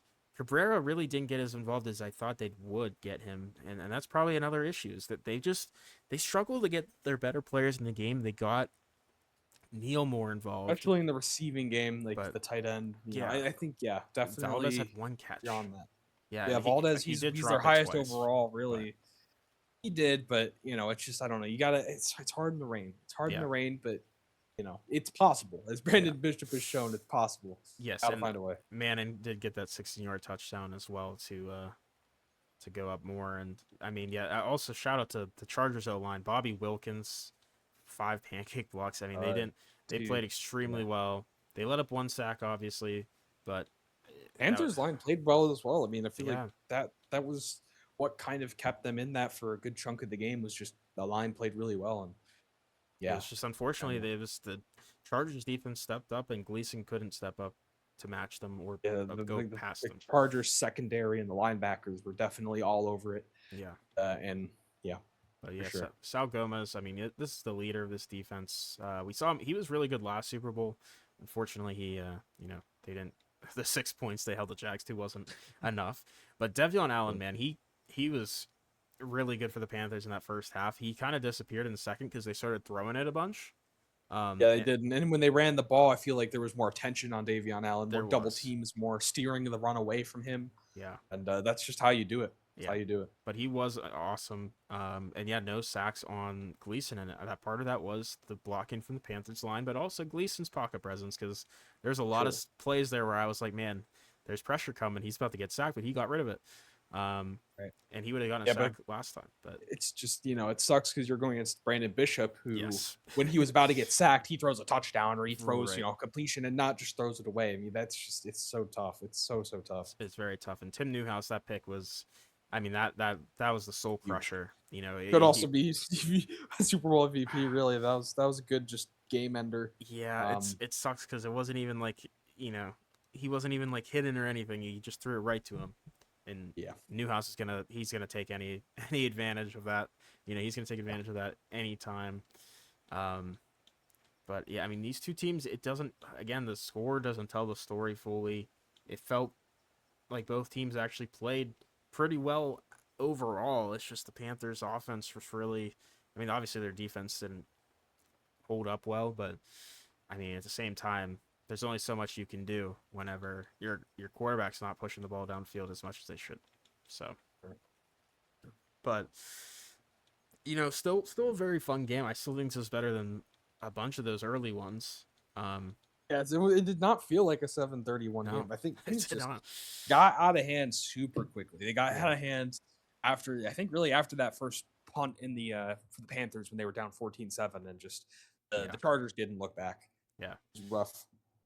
Yeah, that's very true. But I mean, shout out to the Chargers winning their first ever Super Bowl. We can advance to next week just to see Yeah. the MVP. I'm assuming it's Bishop, but you never know. Man, might be Could be Manning. Manning. Yeah, but maybe Newhouse. We'll see. yeah, maybe. I would say I would give it to Bishop, but I mean, I agree. still, In the rain, especially, it just did very yeah. well. Yeah. Yeah, and it does go to Bishop. Well deserved. Incredible performance. And then just looking at the weekly awards, I mean, Eric Neal and Devion Allen definitely deserve their flowers for their performances, obviously. And Newhouse does get the defensive player of the week for the Chargers, which fair. I mean, none of the Chargers players necessarily stood out like a ton. They were all contributing, but that pick really It was a very good team finished. unit for sure Yes. on defense. Yeah. Yeah. But I guess, I mean, really the last thing we really need to do here before we say goodbye to this franchise is just see if there's any retirements of those players, notable ones that we know and love. Guess we'll check the Cardinals real quick. Tevin Lewis, the last remaining Cardinal from my regime, There you retires. go. That is poetic. Giants, Julian Ashby. That's Julian poetic. Ashby the GOAT. That's super poetic. That is. Wow. But, I mean, obviously we're not gonna fully end this franchise as in like completely retiring it and not gonna see ever. I mean, we're not gonna record any anymore, but it's gonna live on in our file. So technically, in the future, Abdul Carter could still break the sack record with the Giants. Okay. But yeah, I mean, some other names: Armand Membu, Spencer Jackson. I think was the first or second offensive player of the year or offensive rookie of the year for the Titans. He stayed there forever. Javier Herrera, that was I think he was the first tight end that was looked incredible outside of Widener. I think he was before Widener, wasn't he? I think it was Javier him. Herrera. Then Javier Herrera, who was a longtime Seahawk. I think Widener was the year after. Yeah, Yeah, I think so. Orlando Conley, another one. Malachi Starks, Malcolm Rainey. Oh man, it's getting emotional here. Cooper DeJean, who was a big name who he left in free agency. Leo Fief. Jared Wilson, who was just on that Super Bowl Panthers team. Carlos Compton, Travis Hunter. God damn. Mike Widener. Mike Widener as a Niner. As a Niner. Retires. Emmett Dunn was a really good running back too. Barnett. Yeah, Barnett, this is like wow. Yeah, you see Joe Alt, Eaton, Marcus Robinson. My beloved Marcus Robinson. See any other name? Marlon Giles is another name. Jackson Powers Johnson, Rodney Whiteside. He never did anything with the Bengals, but they kept him. Caleb Williams finally calls it quits. There you go. Jordan Stout finally calls it quits. Cole Bishop. Demarius Mims. Marion Ballard, I think, was a guy that was in there. Dwayne Burrow finally retires. Danelle Kitchens. NC State legend. I remember his college. Jacob Parrish. Graham Barton. Emory Jones, who's a starter for the Cardinals for 1 year. Colson Loveland, Ashton Genty. He was always a really good running back. Josh Carter. Mike Morris, former Cardinal. Cam Ward. Malcolm Hoffman. Judkins. Brian Branch. Nick Thompson. Big one, man. JC Latham. Will Campbell. Reed Hastings. Man. Sean Simmons is a big one too. Walt Snead. Oh man. Oh man, Eric Person's a guy too. Cole Ross, former special teams legend for the Cardinals. Cameron Dicker, Ross Barden. Who else? Chad Hitchcock, the Psycho. That's gonna be it. I mean, yeah, there's a lot of guys in there that I remember as clear as day. Talking about. God damn, what a franchise! What a franchise indeed. And I mean, a ton of fun seasons, obviously playing and watching. Ton of great teams, ton of great memories. Shout out to everyone. I mean, shout out to Abdul Carter for sticking around the whole time, and shout out to somehow fucking hold on. I just had him. Oluwafemi Oladejo for sticking around too. Crazy. Yeah, I mean there's a ton of names still in here as well that we did talk about, but it's very fun to see us actually get to an ending point here in this franchise. Yeah. So, Oh man. I mean, I don't know if there's anything else really to talk about. I guess, Is there any more delaying the inevitable? I mean, yes, I mean, shout out to my Cardinals. I mean, that This is stretch, where we reveal that our surprise. stretch, We're going 10 more years. More, imagine, 10 more no, we're not. years. But, yeah, the, God. the 3 Super Bowls in a row of winning and then making it back in the sim year and losing. And then the Giants, so Yeah. close to winning, but just the injuries were too much to overcome. But Certainly. I mean, what a series. There's a lot of bullshit involved with Madden just being Madden, but I think That was overall part of, it added to the charm. it did, and in the grand scheme of things, it's not like I mean I know Drax and Dart kind of made some things happen with the Niners, but other than that, I don't think any of those quarterbacks that like move teams to take over for already good quarterbacks won Super Bowls, so they kind of got fucked, Yeah, only Jackson Dart for the and Niners. he left the year after. Yeah, but he immediately left with also their Yeah, other franchise quarterback, and yeah, they've been around ever since. yeah. So, but I want to thank you, Voodoo, for joining me on this journey. It's been a pleasure. I want to thank you A lot of fun. for inviting me on this sexual reawakening that is Oh, Giants Cardinals franchise and yeah. How much I love virtual men. Love virtue by virtual. talking about Yeah. virtual men and drafting Oh them, scouting them, and God. talking about them for hours All on these, end. yep, racing them like horses. Yeah, it's Just been a lot of fun. what a year! What a year of life for real life as well for just everything. Yeah, make sure to love yourselves, love each other. What a franchise, man. Okay, you're getting a little Oh, too Lord. mushy here, brother. I'm getting mushy, It's not bro. I'm like we're getting mushy as leaving fuck, fully. bro. But You yeah, know, no, it's. I want to thank anyone who's still here somehow watching this at the end.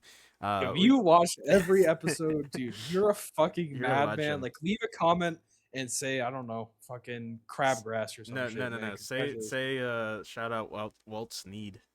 Shout out to Walt Sneed. Rest in peace, Walt Sneed. Yeah, He's the next Tommy Streeter. yeah. Walt Oh, Sneed, man. man, what a legend. But no, thank you all. If you, yeah, even if you didn't watch this far, I'm still gonna shout you out for watching any second of this, any of these. Every ounce of support. This is like just an awesome hobby. And this is Yes, a great time. As absolutely, always, Glad to share it. Glad to put it on there as a little documentary series of absolutely, interesting virtual football. absolutely. Yeah. And we will be back with something else, but we will wait to reveal anything till we do. I should give a little hint. Or like Well, a I'll slight. say I'll say yeah. The hint was I did reveal a little bit of a nugget of hints earlier, and that's for you to figure out what. Ooh. But we will be back together on a franchise in the very near future. We are crafting and thinking of ideas of fully nailing down what we want to do, and we'll be back, and it will be fun. I think it'll be very fun. It'll be So plenty of fun. It'll be. I will say, I'll have a little bit of a teaser. It'll be a little similar to sure, this, yes. but it'll be very It's different like as it's a well. good So, in between of playing fully, like doing full control versus no control. Definitely. Just leave I it think it'll be a fun experience all around for watching and for doing it. So absolutely. yeah, but that's that. Thank you. That is that. Love this. I loved it. I loved every Yes. second of this. I would go back, I'd do it all over again. Yes. an experience. I would do it all over again except for that little break of time where we stopped recording. I would get rid of that and do it again. But Distance makes the heart grow fonder. that's true. But thank you to everyone who watched. Thank you to everyone who supported. Thank you to all the virtual fake players that have left a little touch on our hearts. All those beautiful faces that we'll remember Peace, for our Walter lives. Noah. Yeah, Walter Noah, my goat. And thank you all again for showing your support and being here. So I hope you have a great rest of your day, and we will see you in the next series. Have a good one. Bye bye. Take it easy.